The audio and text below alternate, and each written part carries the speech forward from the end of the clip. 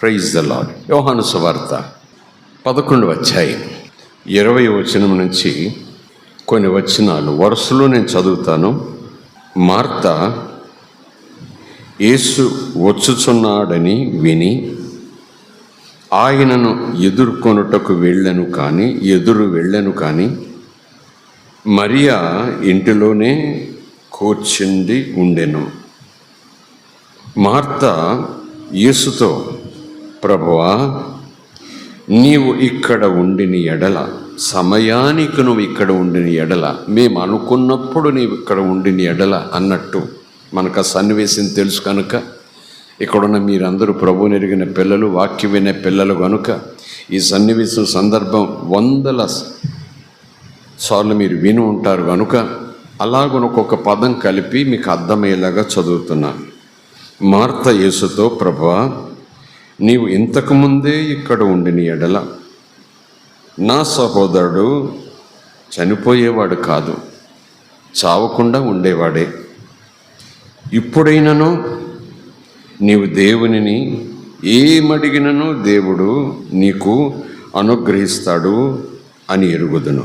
ఆ ప్రతి వచనం మీద మీరే మార్త అన్నట్టుగా చూడండి, లేదా మార్త పలుకుతున్నప్పుడు యేసు ప్రక్కన మీరు ఉన్నట్టుగా ఆమె మనసును చదవటానికి ప్రయత్నం చేయండి. ఆ మాట పలుకుతుండగా ఎలాంటి విశ్వాసంతో మాట పలుకుతుంది, యేసు మీద ఎలాంటి నమ్మకంతో ఆ మాట పలుకుతుంది, ఆ మాటల్లో ఏమైనా విశ్వాసం ఉందా, ఆ మాటల వెనకాల యేసు మీద నిష్ఠూరపు ఆలోచన ఉందా అన్నట్టుగా ఆ భావన, ఆ జల్లిడి పెట్టుకుని మనం ఆ సన్నివేశం చూడటానికి ప్రయత్నం చేద్దాం. ఇప్పుడైనను నీవు దేవునిని ఏమడిగినను దేవుడు నీకు అనుగ్రహించునని ఎరుగుదును. ఆ మాట అండర్లైన్ చేసుకున్నట్టు ఇప్పటికే మీరు ధన్యులు, ఎందుకంటే మీరు బైబిల్ స్టడీ చేస్తున్నట్టు లెక్క. ఇప్పటికీ మీరు అండర్లైన్ చేసుకుంటే, లేదనుకోండి పెన్ ఉంటే అండర్లైన్ చేసుకోండి. అండర్లైన్ చేసుకుంటే బైబిల్ ఖరాబ్ అయిపోద్ది అనుకుంటే ఆ వచ్చిన అంకి దగ్గర సర్కిల్ పెట్టుకొని ఇంటికి వెళ్ళిన తర్వాత మళ్ళా ఆ వచనాన్ని మరలా చదివి చదవండి. దేవుడు ఇంకా శ్రేష్టమైన ఆలోచనలు మీకు ఇస్తాడు. స్తోత్రం కలుగునుగాక. హల్లెలూయా. మార్త పలుకుతున్న మాట చూసారా? నీవు దేవునిని, అంటే తండ్రిని ఏమడిగినను దేవుడు నీకు అనుగ్రహించునని ఎరుగుదుము. అది మొదటి పరిచయం కాదు మార్తకు యేసుతో, అది మొదటి పరిచయం కాదు ఆ కుటుంబానికి యేసుతో. తరచుగా కుటుంబం దగ్గరికి వచ్చేవాడు. ఆ గ్రామం వచ్చినా, పరిసరాలకు వచ్చినా దైవజనులు, పండితులు సామాన్యంగా బోధలు చెప్పేది ఏంటంటే ఈ కుటుంబాన్ని కలవకుండా ఉండేవాడు కాదు, లేదా కుటుంబమే యేసును కలవకుండా అస్సలు వెళ్ళేది కాదు. లేకపోతే లాజరు యేసయ్యకు స్నేహితుడు ఎలాగవుతాడు? నువ్వు అతిగా ప్రేమించిన నీ స్నేహితుడు, నీ ప్రియ స్నేహితుడు. స్తోత్రం కలుగునుగాక. హల్లెలూయా. సో బాగా పరిచయం, యేసు బోధల పరిచయం ఉంది, యేసు చేసిన కార్యాలు పరిచయం కూడా ఈవిడికి ఉంది. యేసు ఎవరో, ఎందుకు వచ్చాడో, ఎవరు పంపగా వచ్చాడో, ఎంత శక్తి కలిగి వచ్చాడో, ఏం చేయగలిగిన సమర్థుడో అన్నీ కూడా మార్తకు తెలుసు. అంటే విశ్వాసం, అదంతా ఏ గుంపులోకి వస్తుంది? విశ్వాసం. అప్పటికప్పుడు పరిచయం కాదంటే విశ్వాసి కాకపోవచ్చు, ఏదో 1-2 ప్రసంగాలు విన్నంటే ఏదో అల్ప విశ్వాసి కావచ్చు.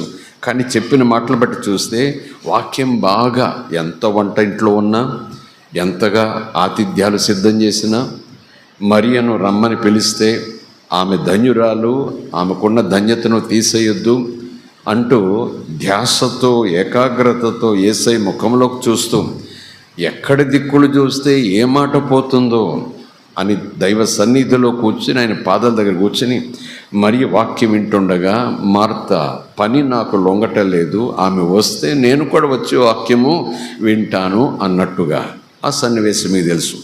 అంత హడావిడిగా ఒక చెవి వాక్యం మీద పడేసి వంటింట్లో ఉన్నా, లేదా ఏ సందర్భాల్లో మరియతో పాటు కాళ్ళ దగ్గర కూర్చుని వాక్యం విన్నా ఆమెకు కాస్తో కోస్తో మంచిగానే వాక్యం తెలుసు.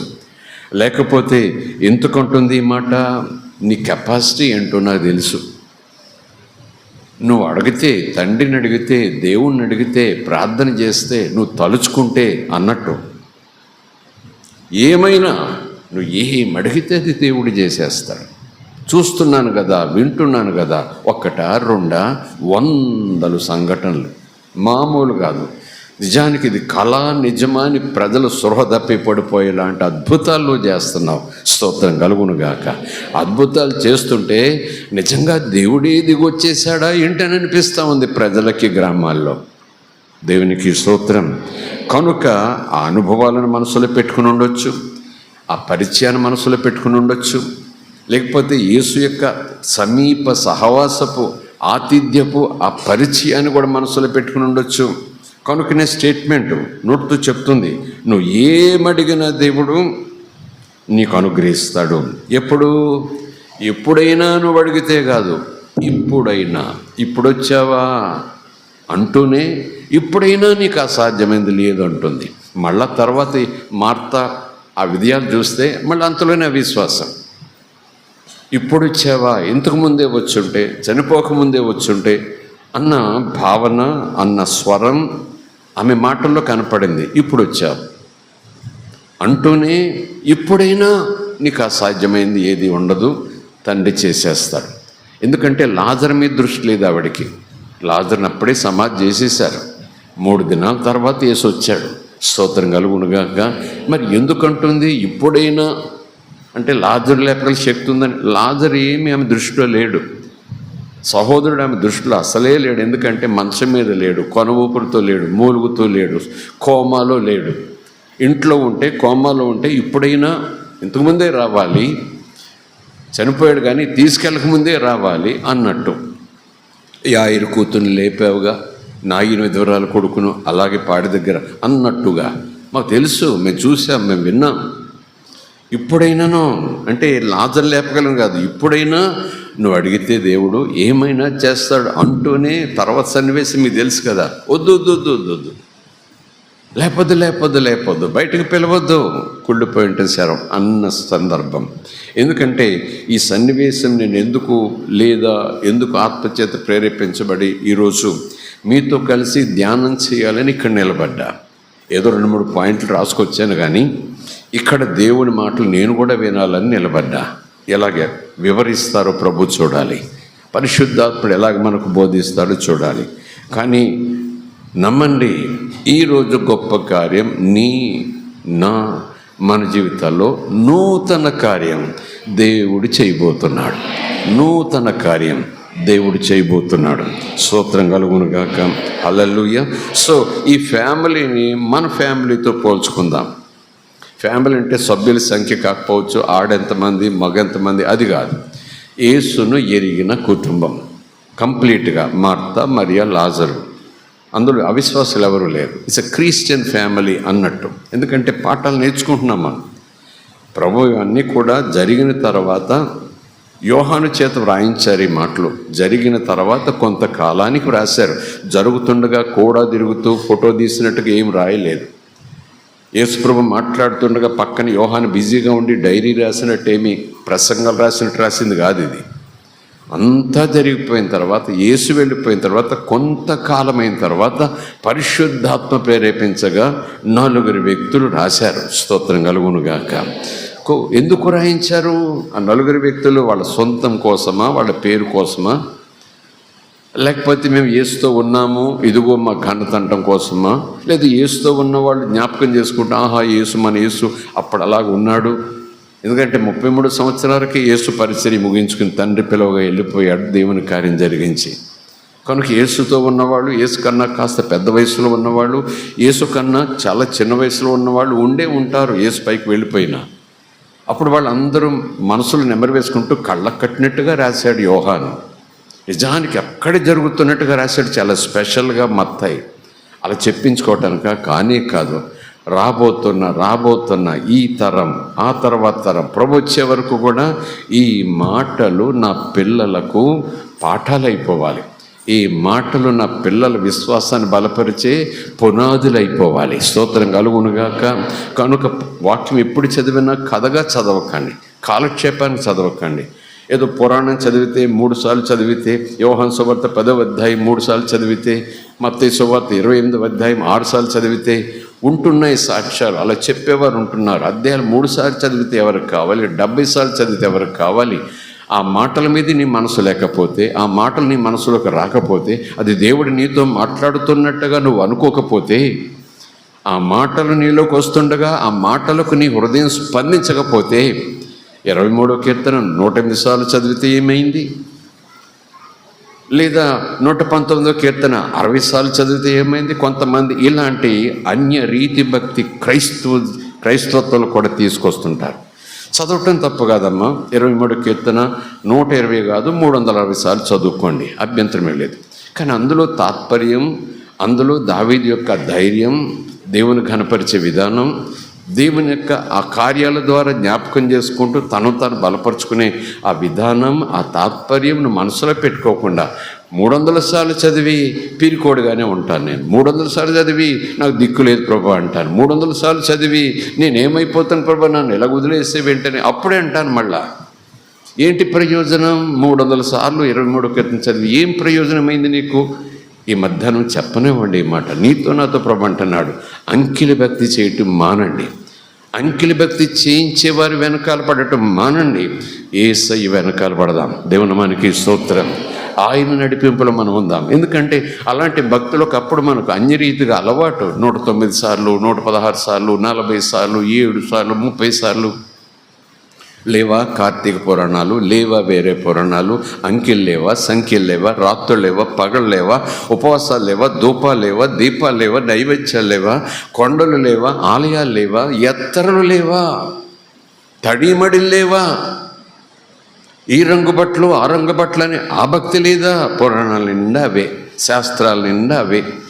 రోజులు, తేదీలు, సమయాలు, ఇలాగా అలాగా 2 దీపాలు, 3 దీపాలు, 4 కొబ్బరికాయలు, 5 నమస్కారాలు, 7 సార్లు చుట్టూ తిరగటం.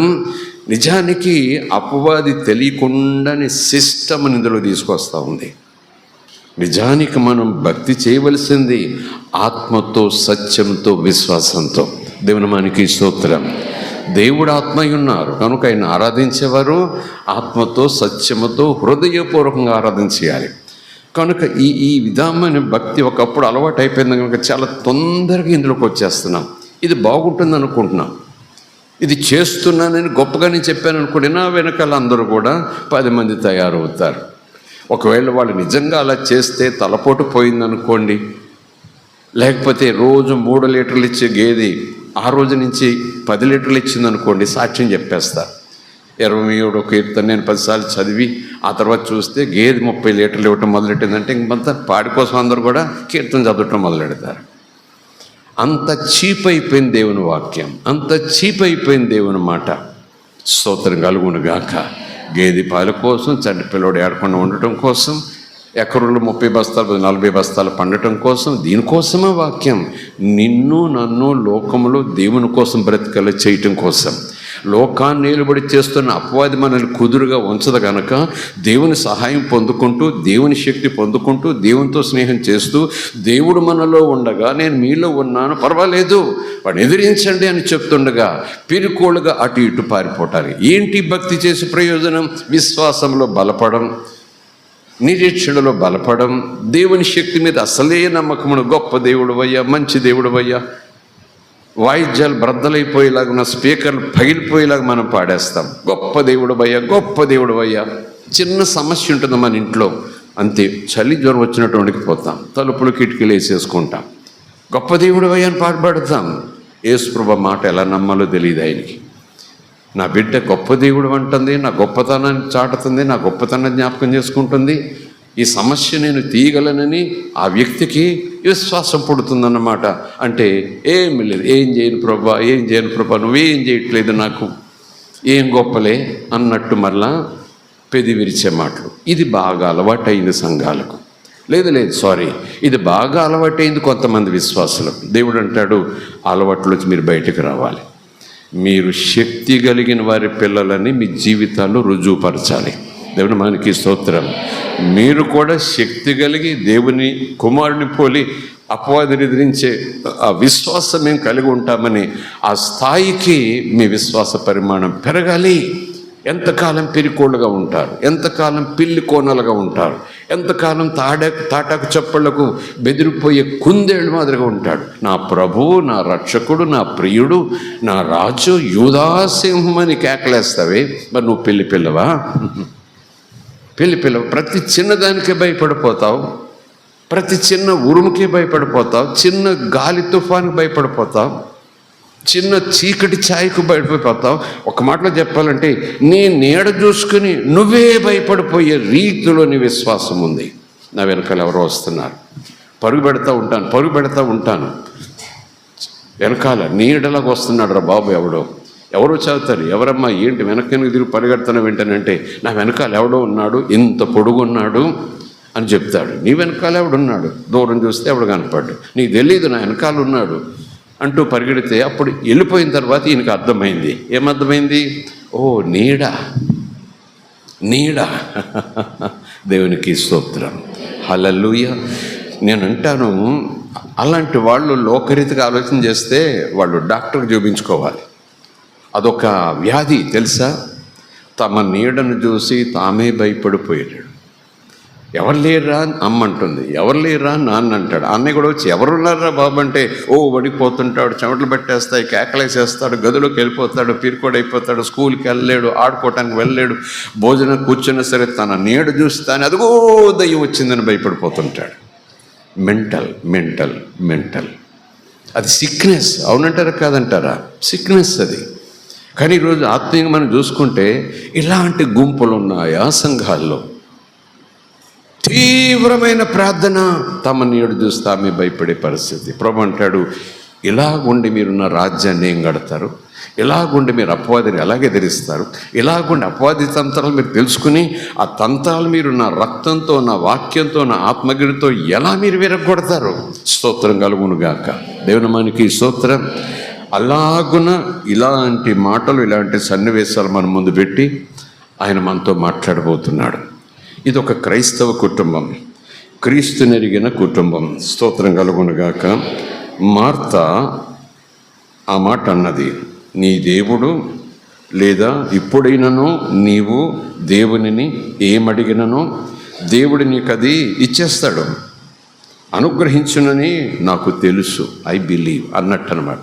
నేను ఎరుగుదునంటే చెప్పండి, ఐ బిలీవ్, నాకు ఆ విశ్వాసం ఉంది.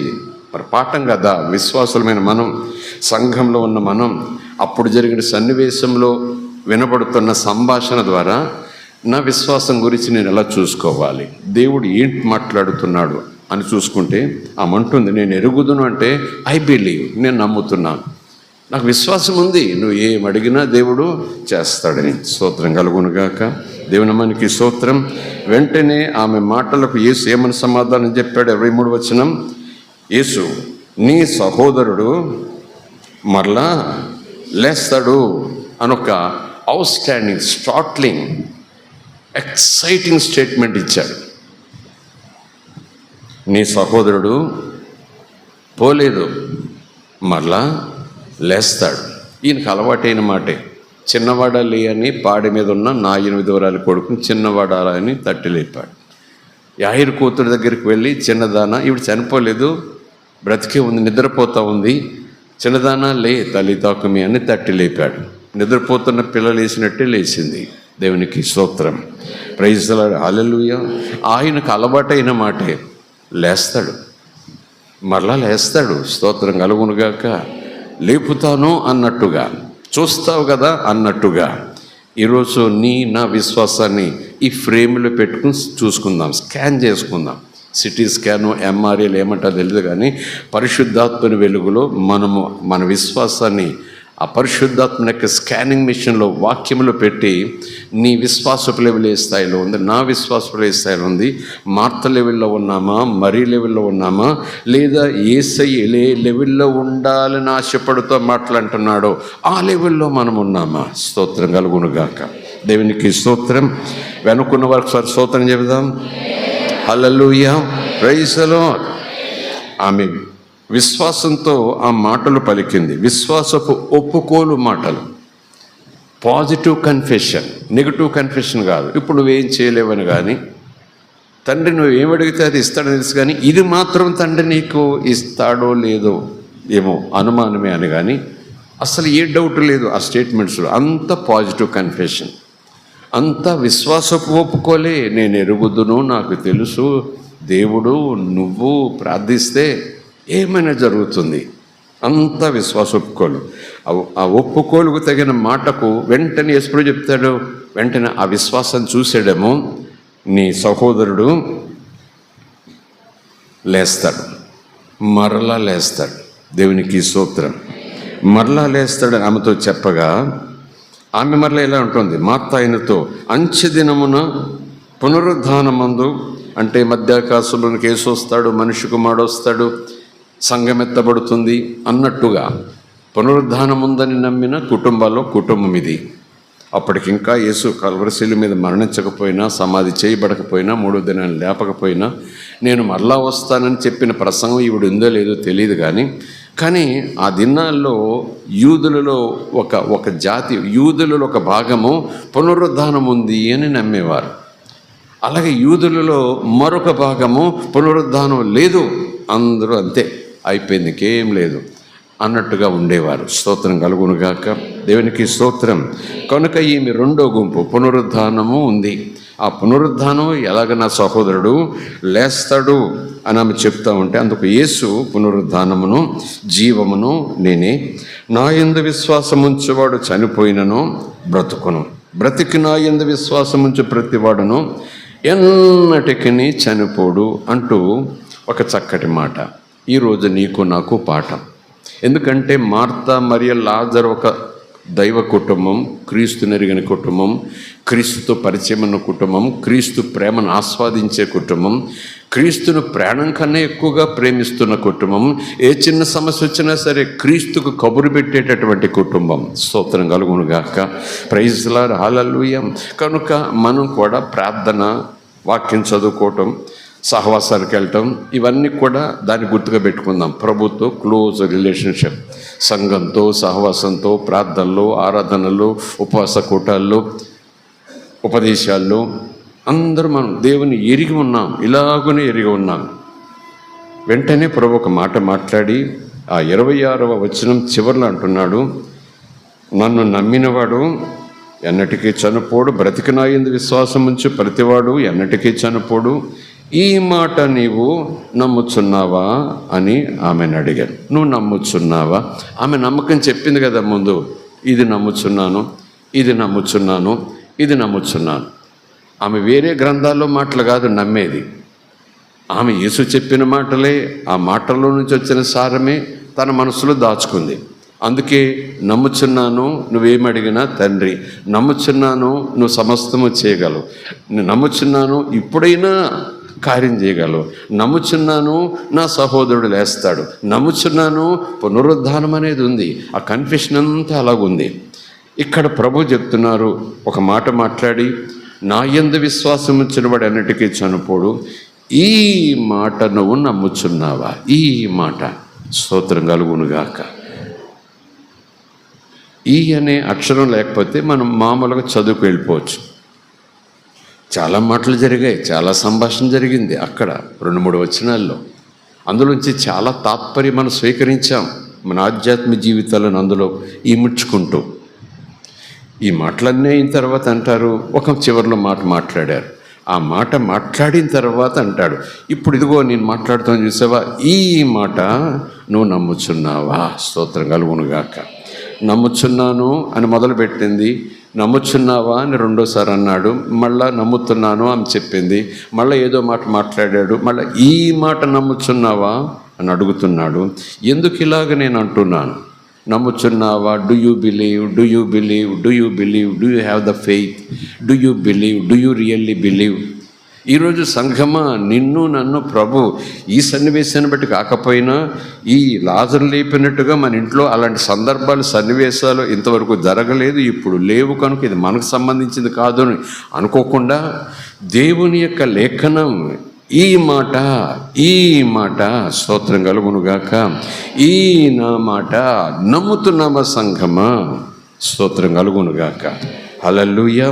వెంటనే ఆమె కూడా అంటుంది, అక్కడ కూడా పాజిటివ్ స్టేట్మెంటే. 27 వచనం, ఆమె అవును ప్రభువా, నీవు లోకమునకు రావలసిన దేవుని కుమారుడువైన క్రీస్తు అని. అబ్బో, ఆమె విశ్వాసపు స్థాయి ఇంకా రేంజ్ పెరిగిపోయింది చూడండి. వాక్యం చాలా శ్రద్ధగా వినుంటుంది. అంత ఆతిథ్యం ఇచ్చే హడావిడిలో ఉన్నా, వంటల్లో హడావిడిగా ఉండి మధ్య మధ్యలో వచ్చి వాక్యం విన్నా, లేదా అప్పుడప్పుడు వంటల మీద ధ్యాస పెట్టకుండా ప్రభు గద్దిస్తే వంటింటికి తలుపేసేసి సహోదరితో పాటు కూర్చుని విన్నా, విశ్వాసం బాగా రాటుదేలింది. లోతైన సత్యాలు, 5 రొట్టెలు 2 చేపలు తినటానికి కూడా తిరగలేదు ఈవిడి. స్తోత్రం కలుగునుగాక. పునరుద్ధానము, మళ్ళా వస్తాడు మనిషి కుమారుడు, తండ్రి పంపిస్తాడు, ఒకరోజు ఉంది.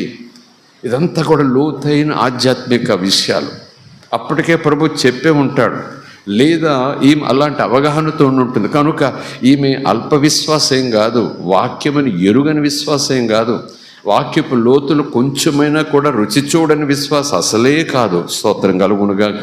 ఎందుకేమంటే చెప్తున్నానంటే, నీకు నాకు కూడా ఇలా కాకపోయినా వాక్యం తెలియక కాదు, మనకి వాక్యం ఏమాత్రం అర్థం కాదు, మనకి విన్నాం, తరచుగా విన్నాం, బాగా వింటున్నాం.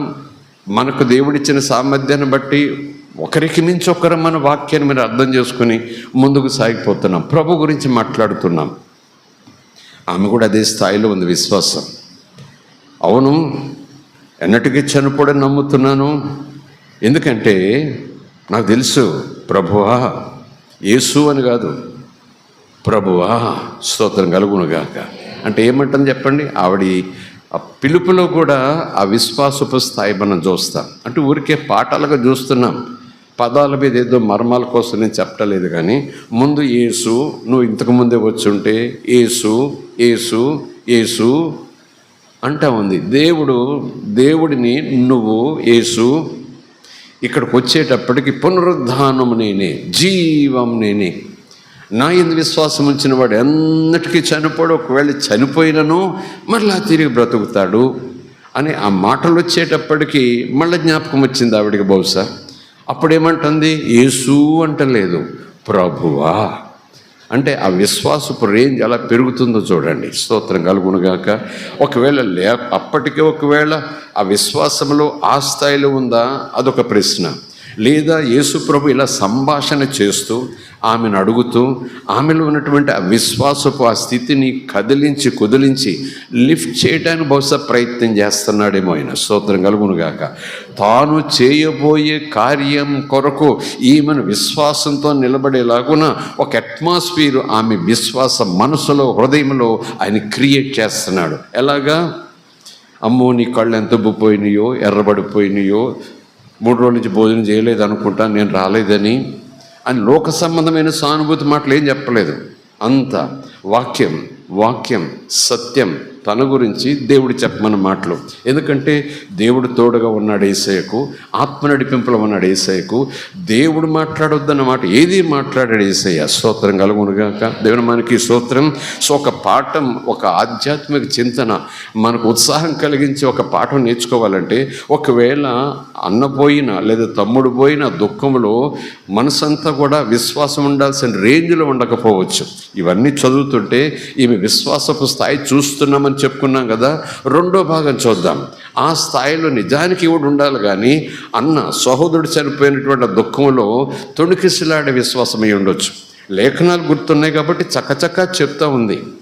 లేఖనాలు ఆలోచనలు ఉన్నాయి కాబట్టి అంత దుఃఖంలోనూ అంత వేదలోనూ ఇంతకుముందు యేసు వచ్చుంటే అని అనుకునే మనసు లోపల కలిగి ఉండి ఇవన్నీ మాట్లాడుతూ ఉంది. అయినా సరే ఏం పర్వాలేదు, లేస్తాడు, పునరుద్ధానం నేనే, నా విశ్వాసం ఉంచడం నేను లేపుతాను అంటే ఈ తాత్పర్యం ఎలాగొస్తూ ఉందంటే, ప్రభువు విశ్వాసము కలిగి ఉన్న ఆమెలో జరిగిన సంఘటనను బట్టి కాస్త తగ్గిపోతుండగా మరలా తన మాటలు, తన బోధ, నిరీక్షణ కలగజేసి తన విశ్వాసాన్ని కదిలించి మళ్ళా పెంచటానికి ఆయన చేస్తున్న ప్రయత్నం.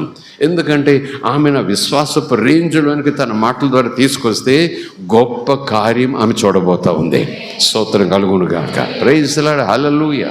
కేవలము వాక్యం చదువు, వాక్యాన్ని ధ్యానం చేయి, విశ్వాసాన్ని పెంచుకో. వాక్యం విను, వాక్యాన్ని ధ్యానం చేయి, వాక్యాన్ని జ్ఞాపకం పెట్టుకో, అలా విశ్వాసాన్ని పెంచుకో అని మన మీదే భారం పెట్టినట్టుగా, మనకేదో ఆయన పని చెప్పినట్టుగా, మన చేతకాని పని మీరు చేస్తే బాగుంటారు, చేయకపోతే మీ పని అంతే అని దేవుడు మన మీద ఏదో భారం పెట్టేసినట్టుగా మనం అనుకుంటాం. నేనంటాను, లేఖనం మనం చదువుతుండగా లేఖనాన్ని అర్థమయ్యేలాగా ఆత్మస్వరూపంతో మన మనస్సాక్షి ద్వారా మనకు పరిశుద్ధాత్ముడు బోధిస్తూ మన విశ్వాస పరిమాణాన్ని పెంచుతాడు. ఎందుకు పెంచుతాడు? డబ్బున్నోళ్ళం అవ్వాలన్నా? ఎందుకు పెంచుతాడు? పాడి పంటలు ఎక్కువ పొందుకోవాలన్నా? ఎందుకు పెంచుతాడు? ఎందుకంటే సంఘానికి ఆ కోణమే తెలుసు. విశ్వాస పరిమాణం పెంచితే దేవునిని ఎంత నమ్మాలో, ఎలా నమ్మాలో మనకు చేతనవుతుంది. ప్రైజ్ ది లార్డ్, హల్లెలూయా. దేవునికి స్తోత్రం కలుగునుగాక. అదే కదా యేసు అంటాడు, అదే కదా యెహోవా దేవుడు అంటాడు, నమ్మటం నీకు చేతనవ్వాలి. పాడిస్తాను నువ్వు నమ్ముతావు, పంట ఇస్తాను నువ్వు నమ్ముతావు, పిల్లలు ఇస్తాను నువ్వు నమ్ముతావు, ప్రమాదాలు అవ్వకుండా కాపాడుతాను నమ్ముతావు, బట్టలు ఇస్తాను నమ్ముతావు, వాక్యం కూడా ఇస్తాను నమ్ముతావు, నమ్మే ప్రార్థన చేస్తావు, పట్టుదలతో ప్రార్థన చేస్తావు, ఉపవాసం ఉండి ప్రార్థన చేస్తావు, పొందుకుంటావు. కానీ మీరు ఈ ఆత్మకార్యాలు ప్రతికూలమైన పరిస్థితుల్లో, ఉరుములు, వరదలు, పెనుగాలులు వీచే అలాంటి పరిస్థితుల గుండా నువ్వు వెళుతున్నప్పుడు మరి ఎందుకు పెరుగుతాను?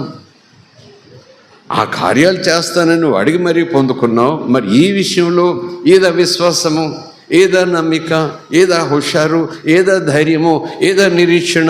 స్తోత్రం కలుగునుగాక.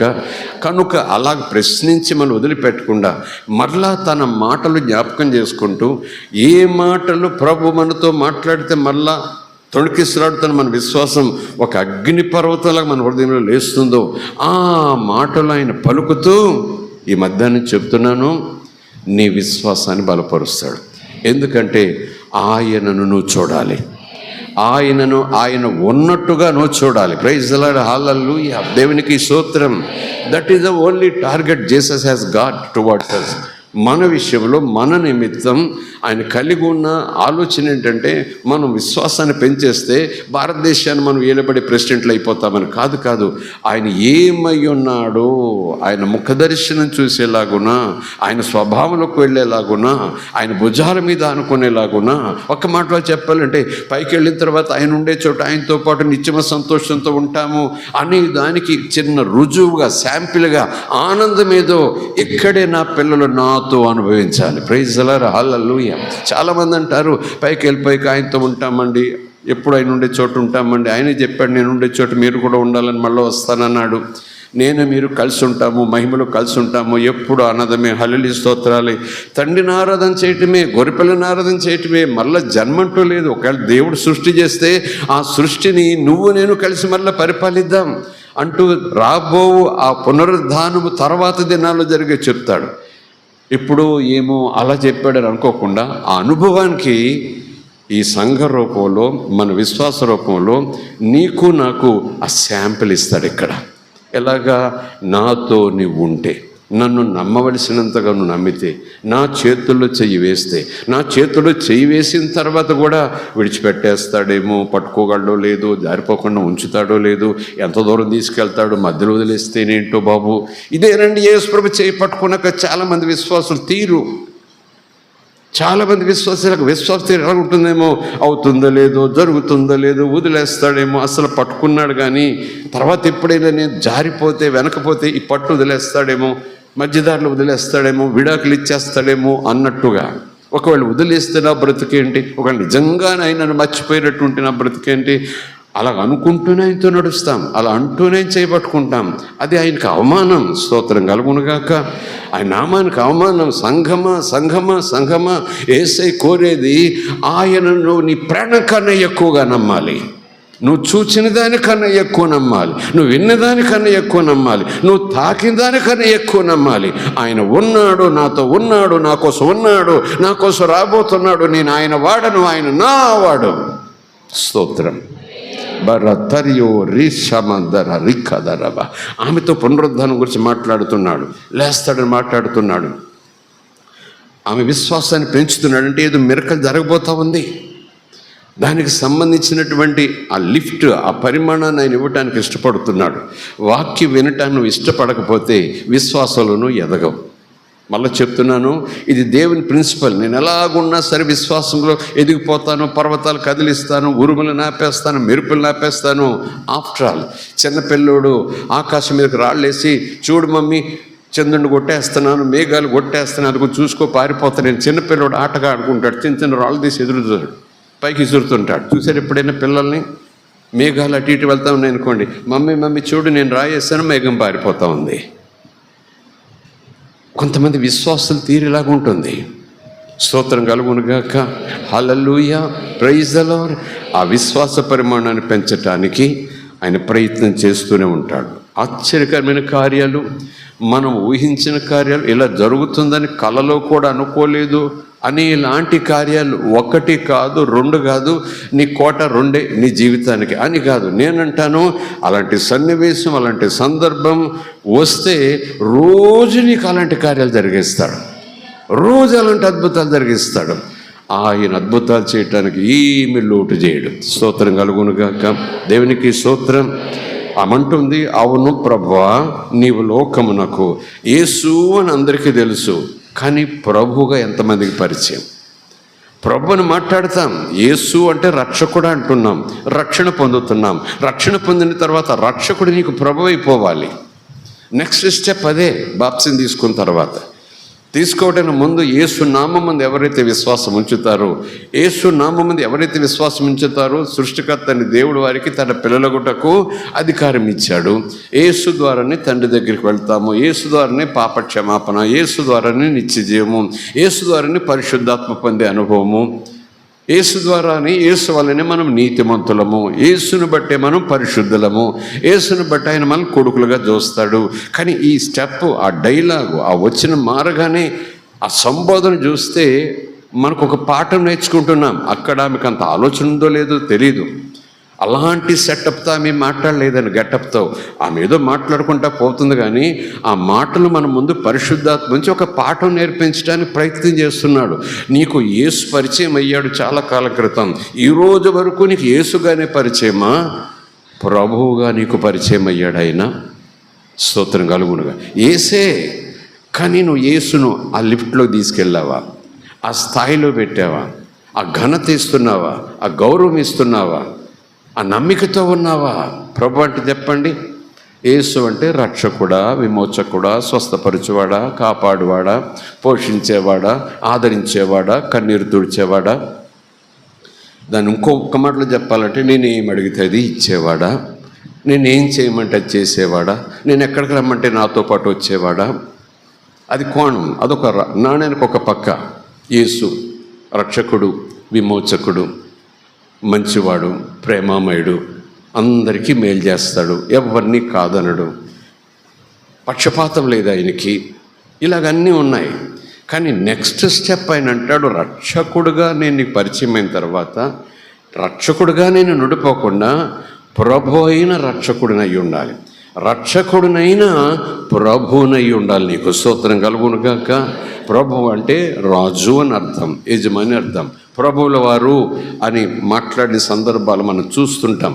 అక్కడక్కడ కథల్లో, చరిత్రలో రాజులు, పరివాళ్ళు, సైనికులు మాట్లాడే మాటలు, ప్రభువుల వారు సెలవివ్వండి, అయ్యా నీ దాసుడు ఆలకిస్తున్నాడు అన్నమాట అన్నమాట. నేను చెప్పినట్టు చేసేవాడు యేసు.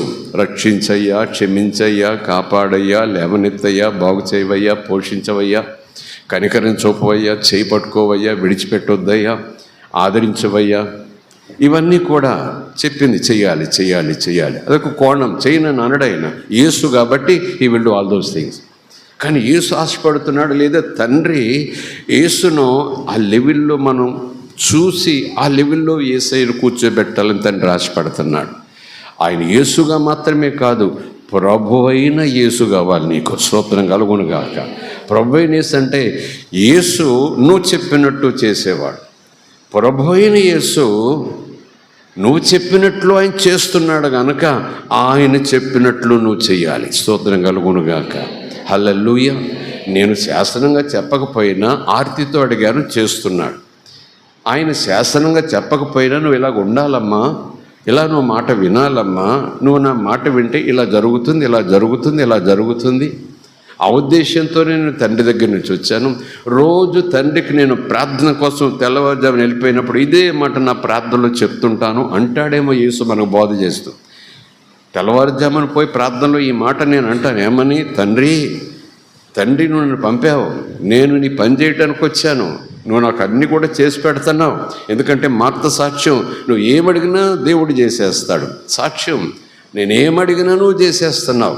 నిజానికి నేను ఆదేశిస్తే నువ్వు ఇదిగో నేను ఉన్నానని చేసేస్తున్నావు. తండ్రి, తెల్లవారుజామున తండ్రి నేను అడిగినవన్నీ చేస్తున్నావు కనుక ప్రతి దినం కూడా నువ్వు చెప్పినవన్నీ నేను చేయాలి, నీ అడుగులో అడుగు వేయాలి, నీ మాట చెప్పు నేను జీవించాలి. అదే నాకు బ్రతకవ్వాలి, అదే నాకు ఆకలి అవ్వాలి, అదే నాకు దాహం అవ్వాలి, అదే నాకు నిద్ర అవ్వాలి, అదే నా జీవిత గురవ్వాలి. స్తోత్రం కలుగును గాక.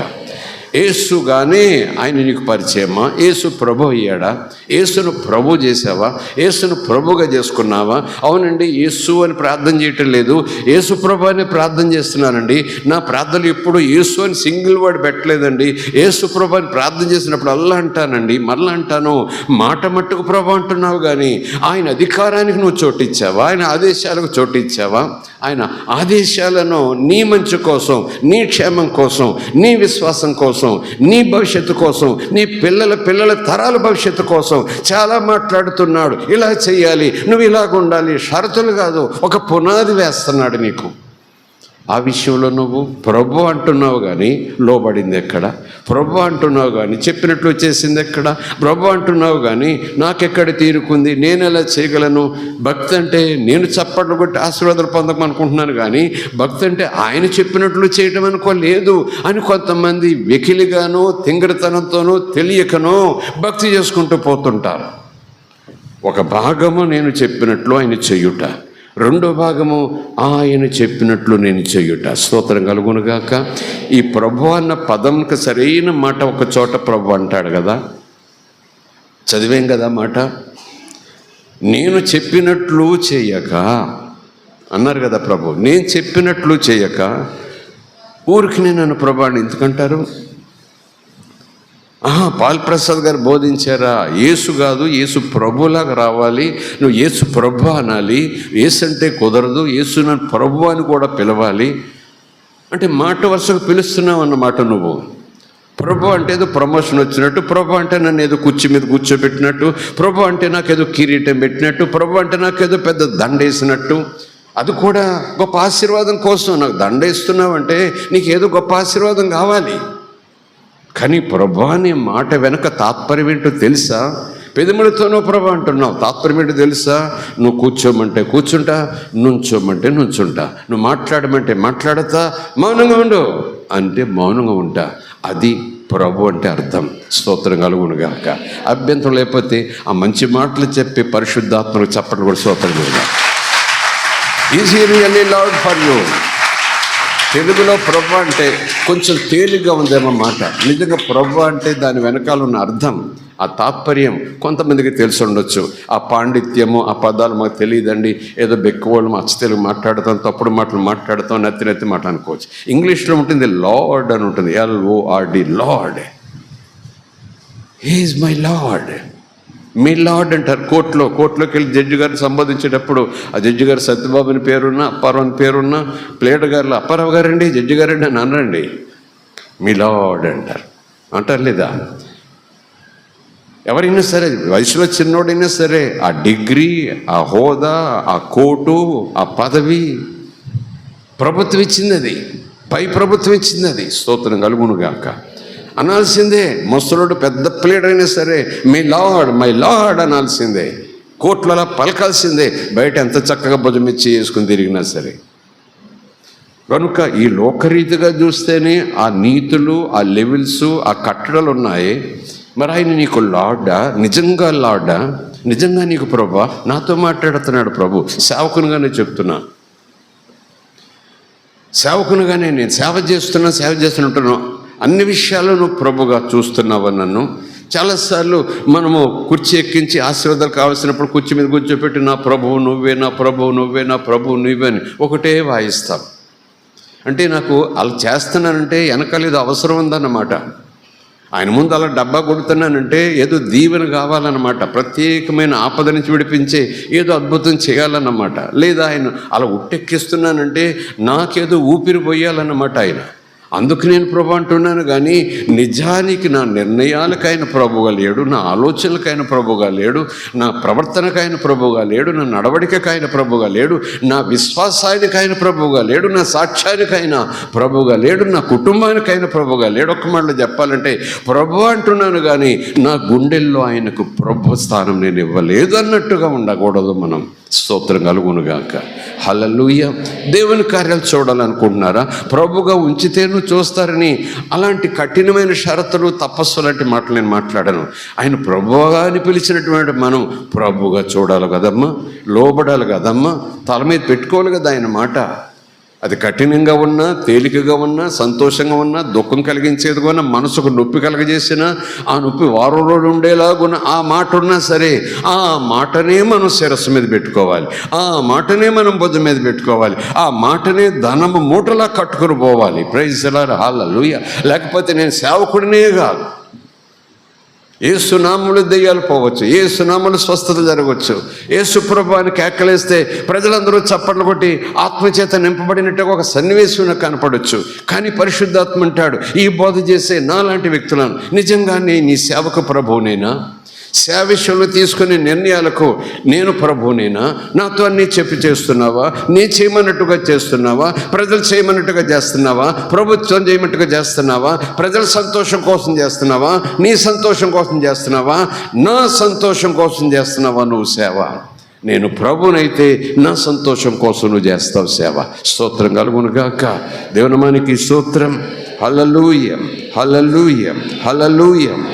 ప్రభు మీ విశ్వాసపు స్థాయిని ఒక ప్రత్యేకమైన ప్రణాళికతోనేమో పెంచటానికైనా ప్రయత్నం చేస్తున్నాడు. లోకమునకు రావలసిన ప్రవచనం, ఆ ప్రవచనం నమ్ముతున్నాను నేను. లోకమునకు రావలసిన కుమారుడు కాదు, దేవుని కుమారుడువైన క్రీస్తువు. మూడో మాట, యేసు ప్రభువు, క్రీస్తు, అభిషేకం, అధికారం. స్తోత్రం కలుగునుగాక.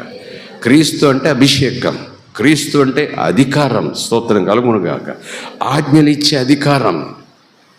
క్రీస్తు అని నమ్ముచున్నాను అని ఆయనతో చెప్పాడు. చాలా చక్కటి మాట.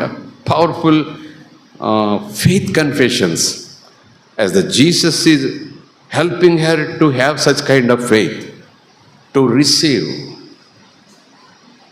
The miracle which Jesus is going to perform. చూపించబోతున్న, ఇవ్వబోతున్న ఒక అద్భుతం కొరకు బహుశా సిద్ధపరుస్తున్నాడు. ఎందుకంటే మనకు ఆ సన్నివేశం అంతా తెలుసు, తర్వాత ఏం జరిగిందో, ఎవరిని పిలిచాడో, ఎలాగొచ్చాడో తెలుసు. కాబట్టి పాఠాన్ని ఈ కోణంలో తెచ్చుకున్నాం. మనకి సంగతి తెలియకపోతే మామూలుగానే చదివేసుకుంటాం. స్తోత్రం కలుగునుగాక. కుమారుడువైన, దేవుని కుమారుడువైన క్రీస్తువని నమ్ముచున్నాను అని ఆయనతో చెప్పాను. ఆమె ఈ మాట చెప్పి వెళ్ళి, బోధకుడు వచ్చి నిన్ను పిలుచుచున్నాడని తన సహోదరిని మరియను రహస్యముగా పిలిచాను. స్తోత్రం కలుగునుగాక. 33వ వచనం నుంచి చూద్దాం త్వరగా. మధ్య వచనాలు మీ తర్వాత చదువుకోండి. ఆమె ఏడ్చుటయు, ఆమెతో కూడా వచ్చిన యూదులు ఏడ్చుటయు, యేసు చూచి కలవరపడి ఆత్మలో మూలుగుచ్చు, అతనిని ఎక్కడుంచారు, లాజరుని ఎక్కడుంచారు అని అడగగా వారు, ప్రభువా వచ్చి చూడమని ఆయనతో చెప్పారు. యేసు కన్నీళ్లు విడిచాడు. కాబట్టి యూదులు లాజరును, అతనిని ఎలాగ ప్రేమించాడో, ఎంత ప్రేమించాడో చూడండి, ఏడుస్తున్నాడు యేసు, కన్నీళ్లు గారుస్తున్నాడు అని చెప్పుకున్నారట. స్తోత్రం కలుగునుగాక. కాబట్టి యూదులు అతనిని అనగా లాజరును యేసు కన్నీళ్లు విడిచానా అని ఉంది. కన్నీళ్లు కనపడేలాగా విడిచాడా, కనపడకుండా విడిచాడా? కన్నీళ్లు కనపడేలాగా విడిచాడా, కనపడకుండా విడిచాడా? ఇంకోలా చెప్పాలంటే కన్నీళ్లు కనపడేలాగా విడవటమే కాకుండా ఆ దుఃఖాన్ని శబ్దం ద్వారా తెలియజేశాడా, లేకపోతే చిరునవ్వుతో ఏదో 2 చుక్కలు కాచాడా? ఎలా తెలుస్తుంది మాకు అనకండి. యూదులకు తెలిసింది, చుట్టూ ఉన్న వాళ్ళు తెలిసింది. ఒకళ్ళు ఉన్నారు, ఇద్దరు ఉన్నారు చెప్పండి అక్కడ చుట్టాలు. ఒకళ్ళు ఉన్నారు, ఇద్దరు ఉన్నారు, ఇరుగు పొరుగు, అందరూ ఈ వెనకాల వచ్చారు. స్తోత్రం కలుగునుగాక. దేవుని మనకి స్తోత్రం. Praise the Lord. అందరూ మరియతో పాటు, మార్తతో పాటు ఆమెను ఓదార్చుచుండని యూదులు మరియు మరియా త్వరగా లేచి వెళ్ళటం చూచి ఆమె సమాధి యొద్ద ఏడ్చుటకు అక్కడ వెళ్ళుచున్నదని అనుకుని ఈ యూదులందరూ కూడా ఆమె వెంట వెళ్ళారు. కనుక యేసు కన్నీళ్లు విడిచెను. అక్కడితో ఆగిపోకండి. కాబట్టి యూదులు డాష్ పెట్టి అతనిని లాజర్ను ఎంత ప్రేమించాడో, ఎలా ప్రేమించాడో చూడండి చూడండి చూడండి అని ఒకరితో ఒకరు చెప్పుకుంటున్నారంట. సమీపంగా ఉన్న చూసినోడు చూసారా, దూరం నుంచి చూసారా, ఇంకా కొంచెం దూరం నుంచి కొంతమంది ఉన్నారా? వాళ్ళు చూశారు, శబ్దం కూడా విన్నారు.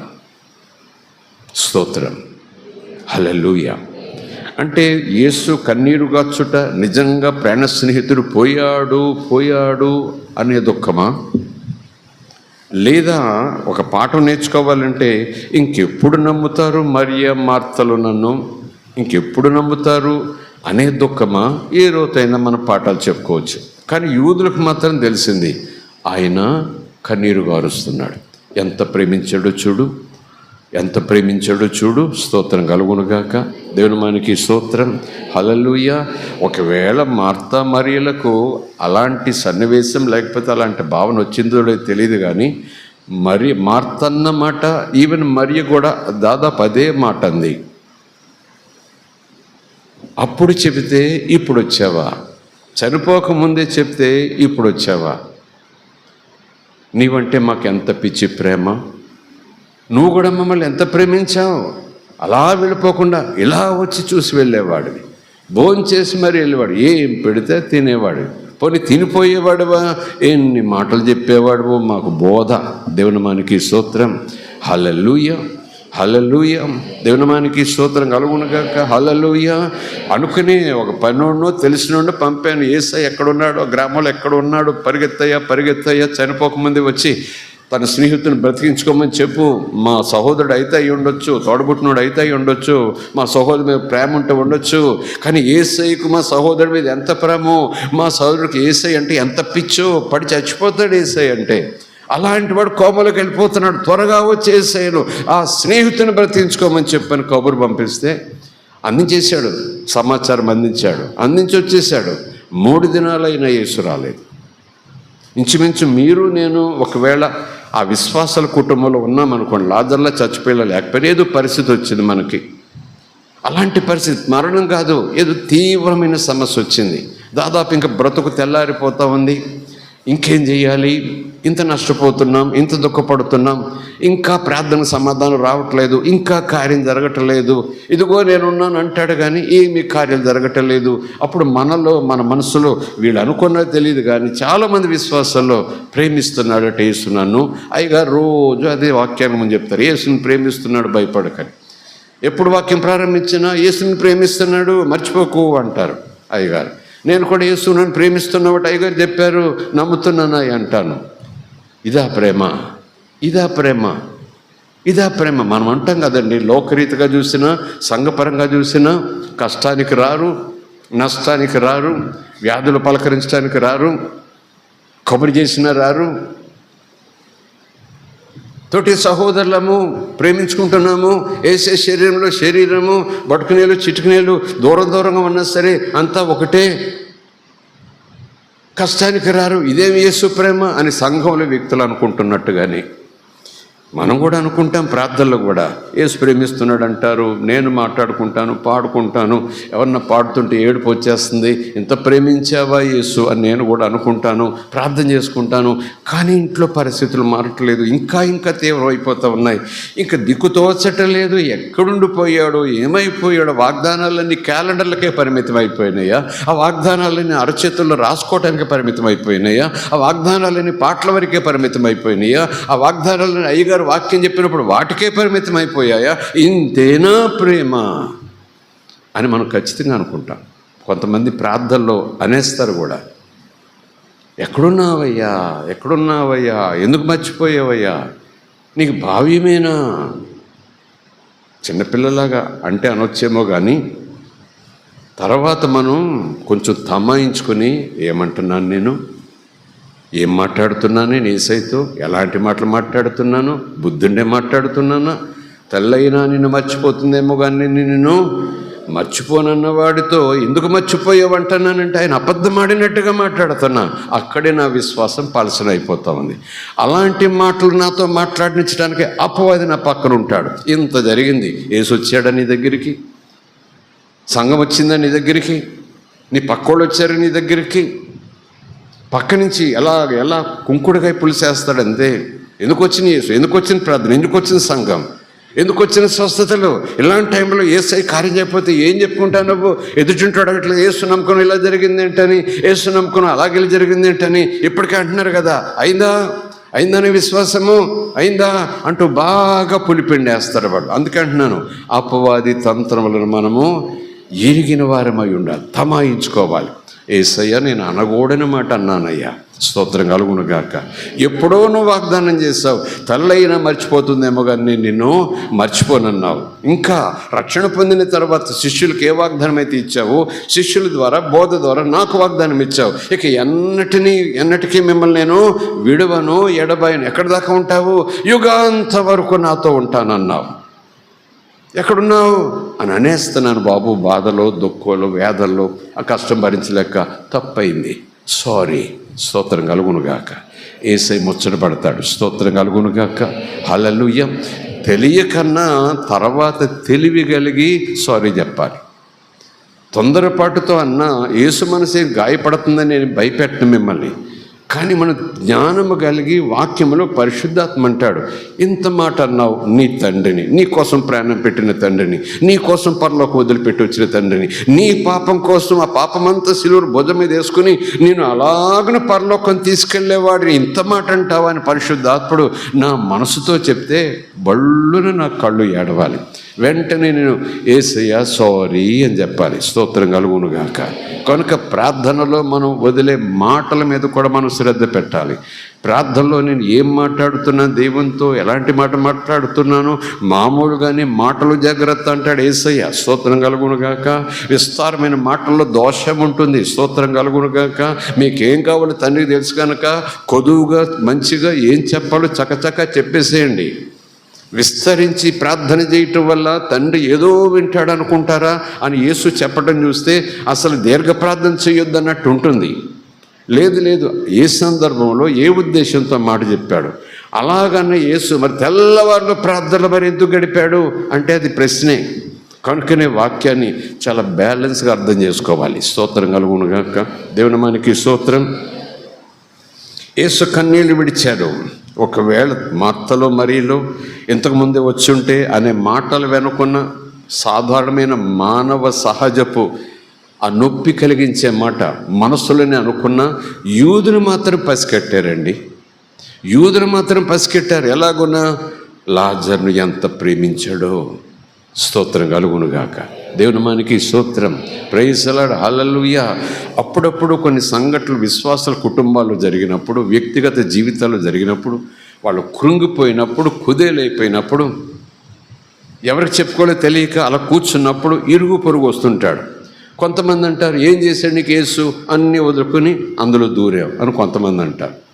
కొంతమంది అంటారు మరి ఏదో మాట చెప్తారు, ఓచుకోమ్మా లేదా ఓచుకోవయ్యా, అందరికీ కష్టాలు రాకుండా ఉండవు కదా, మాకు వస్తున్నాయి కదా కష్టాలు అని కొంతమంది అలా చెప్తారు.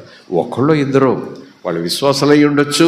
ఒక్కొక్కసారి ఆశ్చర్యకరంగా అన్యులు కూడా అయి ఉండొచ్చు. ఈ మాట అంటారు, భయపడకు, నీకు గొప్ప దేవుడు ఉన్నాడు, నువ్వు నమ్ముకున్న దేవుడు చాలా గొప్పోడు, కొంచెం తమాయించుకో, నీ దేవుడు నీకు అన్యాయం చేయడని చెప్పిపోతాడు అన్యుడు. అది యేసయ్య మాట. స్తోత్రం కలుగునుగాక. దేవుని మనకి స్తోత్రం. అలాగే ఎక్కడో నూటుకో కోటుకో ఒకళ్ళు దొరుకుతారు. విశ్వాసాలైనా నువ్వు అలా చేసావు, ఏదో చేసుంటావు, ఎప్పుడో ఏదో చేసుంటావు, అందుకే ఇలా జరిగింది అని ఓదార్చినట్టే ఓదార్చి మళ్ళీ కుంపట్లో దోసేస్తుంటారు. పలకరించడానికి వచ్చేసి మళ్ళీ అలాగని కుంపట్లో దోసేస్తుంటారు. కానీ అన్యులైన కొంతమంది నేను విన్నాను అలాంటి సాక్ష్యాలు, నేను విన్నాను అలాంటి సన్నివేశాలు. నాతోనే ఒకళ్ళు అలా చెప్పారు. ఒక సన్నివేశంలో నీ దేవుని కోసం నువ్వు ఇంత త్యాగం చేస్తున్నావు, నీ దేవుని కోసం నువ్వు ఇంతగా ముందుకెళ్ళిపోతున్నావు, నీ దేవుని కోసం నీ వాకిలంతా అమ్మేసేసి నీకు పుట్టిన పిల్లలకు కూడా అన్యాయం అయిపోయేలాగా ఏమీ లేకుండా అమ్మేసి ఈ రైస్ మిల్ కొనేస్తున్నావు, మొత్తం అంతా అందులో పెట్టేస్తున్నావు. ఏమీ లేకుండా ఆ శాపంలోకి నువ్వు వెళ్ళిపోతున్నావు అంటూనే ఆ పెద్ద ఆయన అన్నారు, ఏమని? ఇంతగా నువ్వు దేవుని కోసం ముందుకు వెళ్తున్నావు, ఒరే నీ దేవుడు నీకు అన్యాయం చేయడం, అన్యాయం చేయలేదు ఈ రోజు వరకు కూడా. నాకు స్తోత్రం కలుగునుగా. అన్యాయం చేయలేదు. మళ్ళీ చెప్తున్నాను, నీవు నమ్మిన దేవుడు నీకు ఎప్పుడు అన్యాయం చేయడు. కళలో కూడా నీకు అన్యాయం చేయడు. కళలో కూడా అన్యాయం చేసినట్టుగా అలాంటి కళ కూడా ఆయన నీకు రానివ్వడు. ఒకవేళ వచ్చిందనుకో, ఆయన ఇచ్చిన కళ కాదు, అది మరొకటి ఇచ్చిన కళ, నీ యేసు మీద ఉన్న నమ్మకాన్ని పడగొట్టడానికి. స్తోత్రం కలుగునుగాక. దేవునామానికి స్తోత్రం. యూదులు చూశారండి, చూడండి లాజర్ని ఎంత ప్రేమించాడు. ఆ కన్నీరు చూడండి, ఆ దుఃఖం చూడండి. గుళ్ళు నేర్చాడని నేను అనను కానీ, గుళ్ళు నేర్చాడు స్పీకర్ పెట్టి అనను కానీ, యూదులు గమనించారు. స్తోత్రం కలుగునుగాక. ఇప్పుడా నువ్వు రావాల్సింది యేసు? ఇంతకు ముందే వచ్చుంటే మాకు దుఃఖం తప్పేది కదా, మా అన్న మాకు దక్కేవాడు కదా, మాకు తెలుసు అంటూ ఆ మాటల వెనక ఏమో ఏ అర్థం ఉందో తెలియదు కానీ, ఇదేం ప్రేమ యేసు, ఇదేం ప్రేమ, ఐ లవ్ యూ లాజర్ అని ఇంట్లోకి వచ్చినప్పుడు మా లాజర్ అనే భుజం చుట్టూ చేతులేసి పక్కన కూర్చోబెట్టుకునేవాడివి. వెళ్ళిపోతున్నప్పుడు మమ్మల్ని కూడా పలకరించుకుంటా, లాజరు ఫ్రెండ్ వెళ్ళొస్తాను అని చెయ్యూపు చెప్పేవాడివి. ఎలాగొచ్చినప్పుడు మేము ఇంట్లో ఉండి ఏసయ్యా రావయ్య లోపలికంటే, లాజరు ఉన్నాడా, నా ఫ్రెండ్ ఉన్నాడా అని అడిగి మరీ లోపలికి వచ్చేవాడివి. అంత నీ ఫ్రెండ్, నీకు అతి ప్రియమైన లాజరు. స్తోత్రం కలుగునుగాక. ఇప్పుడా నువ్వు వచ్చింది అని మాట వెనకాల అయితే పొల్ల విరుపు ప్రభావం ఏదో ఉంది. ఇంతకుముందు వచ్చి ఉంటే మాకు ఏడుపు ఉండేది కదా, ఈ దుఃఖం ఉండేది కదా, ఈ పలకరింపు ఉండేవి కాదు కదా, ఇంతమంది వచ్చేసి ఇలాగున కమ్మేసి ఉంటాం కాదు కదా, కాస్తేనే సంతోషంగా ఉండేవాళ్ళం కదా అన్నట్టుగా ఖచ్చితంగా ఆ మాట వెనక తెలియకుండానే దుఃఖంలో అలాంటి అభిప్రాయం ఉంటే ఉండాలి. కానీ ఇక్కడ ఎందుకో ఆ మాట నేను అలా చూస్తున్నాను. యూదులకు ఇంత సెటప్ ఏం లేదు. అలా చూశారు, ఆ కన్నీరు చూశారు, ఆ కన్నీటిని యూదులు నమ్మారు, ఆ దుఃఖాన్ని యూదులు నమ్మారు. దుఃఖాన్ని నమ్మటం అంటే ఆ దుఃఖాన్ని బట్టి, కన్నీటిని బట్టి యేసు లాజర్ను ఎంత ప్రేమించాడో వాళ్ళు అలాగా అన్వయించుకున్నారు. స్తోత్రం కలుగునుగాక. దేవునామానికి స్తోత్రం. హల్లెలూయా. ఇక్కడ ఒక మాట అంటాను, మీకు మంచిగా ఉంటుందో లేదా దుఃఖం వస్తుందో అవునమండి, లేదా ఆ లెవెల్లో మేము లేవులేండి అని అన్నా పర్వాలేం లేదు. కానీ కొంతమందికి యేసు దుఃఖపడితేనే నా మీద ప్రేమ అన్నట్టు లెక్క అన్నట్టుగా కొంతమంది విశ్వాసాలు కొలతలు వేసుకుంటారేమో. యేసు ఇలా చేస్తేనే నా మీద ప్రేమ అన్నట్టు లెక్క, యేసు ఇలా చేయలేదనుకో యేసుకు నా మీద ప్రేమ లేదంటే లెక్క. ఎందుకంటే రోమిలకు రాసిన పత్రికలో పౌలు అన్నాడు, రోజు నేను చదువుకుంటాను, గోడల మీద కూడా రాసుకున్నాను, అది వాగ్దానం జేబులో పెట్టుకుని చూసుకుంటాను, ఏది నన్ను క్రీస్తు ప్రేమ నుంచి ఎడబాపుతుంది, మరణం వ్యాధి కూడా ఎడబాపదని ఉంది, నమ్మానది. ఇప్పుడు ఇది ఆ ప్రేమ, ఆయన ఇలా చేయలేదు కనుక ఆయనకు నా మీద ప్రేమ లేదు అంటున్నానంటే చాలా దూరం పోయింది. ఒకవేళ ఎప్పుడు నమ్ముతావు? యూదులు నమ్మినట్టు ఆయన ఏడుస్తూ కనపడాలా నీకు, దుఃఖపడుతూ కనపడాలా నీకు? ఒక మాట అంటున్నాను, ఆ స్థాయికి మనం జారిపోకూడదు, ఆ స్థాయికి యేసును దించేయకూడదు. ఆయనను ఎంత నమ్మాలో అలా నమ్మాలి. స్తోత్రం కలుగునుగాక. దేవునామానికి స్తోత్రం. యేసు కన్నీళ్లు విడిచెను కాబట్టి యూదులు అతనిని ఎలాగో ప్రేమించానో, లాజర్ని ఎలా ప్రేమించాడో ఈయన చూడండి అని చెప్పుకున్నారు. వారిలో కొందరు ఇలాగనుకుంటున్నారు, ఆ గ్రుడ్డివాని కన్నులు తెరిచిన ఈయన, ఈ యేసు ఇతన్ని చావకుండా చేయలేడా? చేసి ఉండేవాడు కదా ముందే వస్తే అన్నట్టుగా, చేయలేడా అని చెప్పారు. యేసు మరలో తాను మూలుగుచ్చు, పైన కన్నీరు, కింద మూలుగు, మధ్యలో దుఃఖం, లింకు. స్తోత్రం కలుగునుగాక. దేవునామానికి స్తోత్రం. హల్లెలూయా. యేసు మరలా తనలో మూలుగుచ్చు సమాధి యొద్దకు వచ్చాడు. అది ఒక గుహ, దాని మీద ఒక రాయి పెట్టి ఉండని. యేసు రాయి తీసేయండి అని చెప్పాడు. చనిపోయిన వాని సహోదరైన మార్త, ప్రభువా అతడు చనిపోయి 4 దినములైంది కనుక ఎప్పటికీ వాసన కొట్టేస్తూ ఉంటాడు అని ఆయనతో చెప్పాను. అక్కడ ఆగండి, సమయం వైపు వాచ్ వైపు చూడకండి, వెళ్ళిపోదాం 15 గంటలో. స్తోత్రం కలుగునుగాక. ఎందుకు ఆగమంటున్నాను? ఒక పాట పాడుకుందామన్నా నిద్రపోయే వాళ్ళ కోసం ఏం కాదు. ఎందుకు కాకమంటున్నాను, ఆ ముందు వచనాల నుంచి గుర్తొచ్చింది కదా. ముందు వచనాల నుంచి ఆమె విశ్వాసము, ఆమె ఒప్పుకోలు, ఆమె స్టేట్మెంట్స్, ప్రభు ఆమెతో మాట్లాడిన మాటలు, దాన్ని మరలా ఆమె ఇచ్చిన సమాధానాలు, ప్రభుతో ఆమెకున్న పరిచయం, ఆ కుటుంబానికున్న పరిచయం, ప్రభుతో సహవాసం, ఇంతగా మాట్లాడి ప్రభు చేత ఆ విశ్వాస పరిమాణాన్ని అలాగా పెంపొందించేలాగున చేసుకున్న తర్వాత అది మళ్ళా ఆవిరైపోయింది. ఒక్కొక్కసారి మనం ఎంత వాక్యం విన్నా సరైన సమయం మళ్ళీ అడ్డుపడుతుంటాం. ఎంతగా మన విశ్వాసంతో ఈ కథలు చదివి, పాటలు పాడి ఓదార్పు పొందుకొని, అది ఇది వాక్యం చదివి, ఇది వాక్యం చదువుకొని, అమ్మయ్య ఇంకేం లేదు, యేసు సాయంకాలానికి అని లేస్తాం ప్రార్థన గది నుంచి బయటకు వాకిట్లోకి రాగానే అంతా పోతుంది అంతే. ఏంటో ఏమో కానీ చేస్తాడో లేదో అన్నట్టుగా. స్తోత్రం కలుగునుగాక. ఇంత అయిపోయాక మళ్ళీ ఏదో చేస్తాడని ఏంటి నేను ఇంత అమాయకంగా నమ్ముతున్నాను. ప్రార్థన గదిలో అంత గొప్ప మాటలు చెప్పేశాను, నువ్వు ఏమైనా చేస్తావు నాకు తెలిసేసాయ్యా, వాళ్ళకి చేసావు వీళ్ళకి చేసావు, నాకు కూడా ఎప్పుడో చాలాసార్లు చేసావు, ఇప్పుడు కూడా చేస్తావు. ఏనుగులాగా లేచాను ప్రార్థనలో, ఎంత ధైర్యంగా లేచాను, తలుపులు తీశాను, ఎదురుగా వచ్చాను, మళ్ళీ పరిస్థితులన్నీ కనపడ్డాయి. ఏమో ఎన్ని తలిసినా, ఏది అడిగినా, ఏది జరిగినా జరిగేది చాలా సింపుల్. జరిగేది ఆయన చిత్తమే అయి ఉండొచ్చు. ఆయన చిత్తం ఏంటి? ఎప్పటికప్పుడు నీకు ముట్టుకాయలు ముట్టడం కాదు, నేను ఏడిపిస్తూ కూర్చోవటం కాదు. నువ్వు విశ్వాసం కలిగి ఉంటే నా వెనకాలరా, ముళ్ళ కంచెలైనా సరే, నిప్పులైనా సరే, నీళ్ళైనా సరే, ఎడవలైనా సరే, అరణ్యాలైనా సరే, నా పని అదే. నా పని లేదు. యేసు నిన్ను ఓడిపోనివ్వడు, యేసు నిన్ను బలహీనపడనివ్వడు, యేసుడు నిన్ను ఎక్కువగా దుఃఖపడనివ్వడు. స్తోత్రం కలుగునుగాక. దానికి అపొస్తలుల యొక్క ఉత్తరాలే నాకు ఆధారం. నీకెంత సామర్థ్యం ఉందో, ఎంత తట్టుకోగలవో, ఎంత ఓర్చుకోగలవో, ఎంతవరకు నిరీక్షణ కలిగి ఉండగలవో అది దేవుని తెలుసు. అప్పుడు ఆయన చేస్తాడు అద్భుతం. ప్రైజ్ ది లార్డ్, హల్లెలూయా. నిరీక్షణ లేని వాళ్ళగా పొద్దున ప్రార్థన చేసి మధ్యాహ్నం జరగలేదని ఊరికే గుంజుకుపోవద్దు. నీకు ఒక కెపాసిటీ ఉంది, you must know that capacity. నీకు ఒక విశ్వాసపు లెవెల్ ఉంది, ఆ లెవెల్ని బట్టి యు వెయిట్ విత్ ఫెయిత్.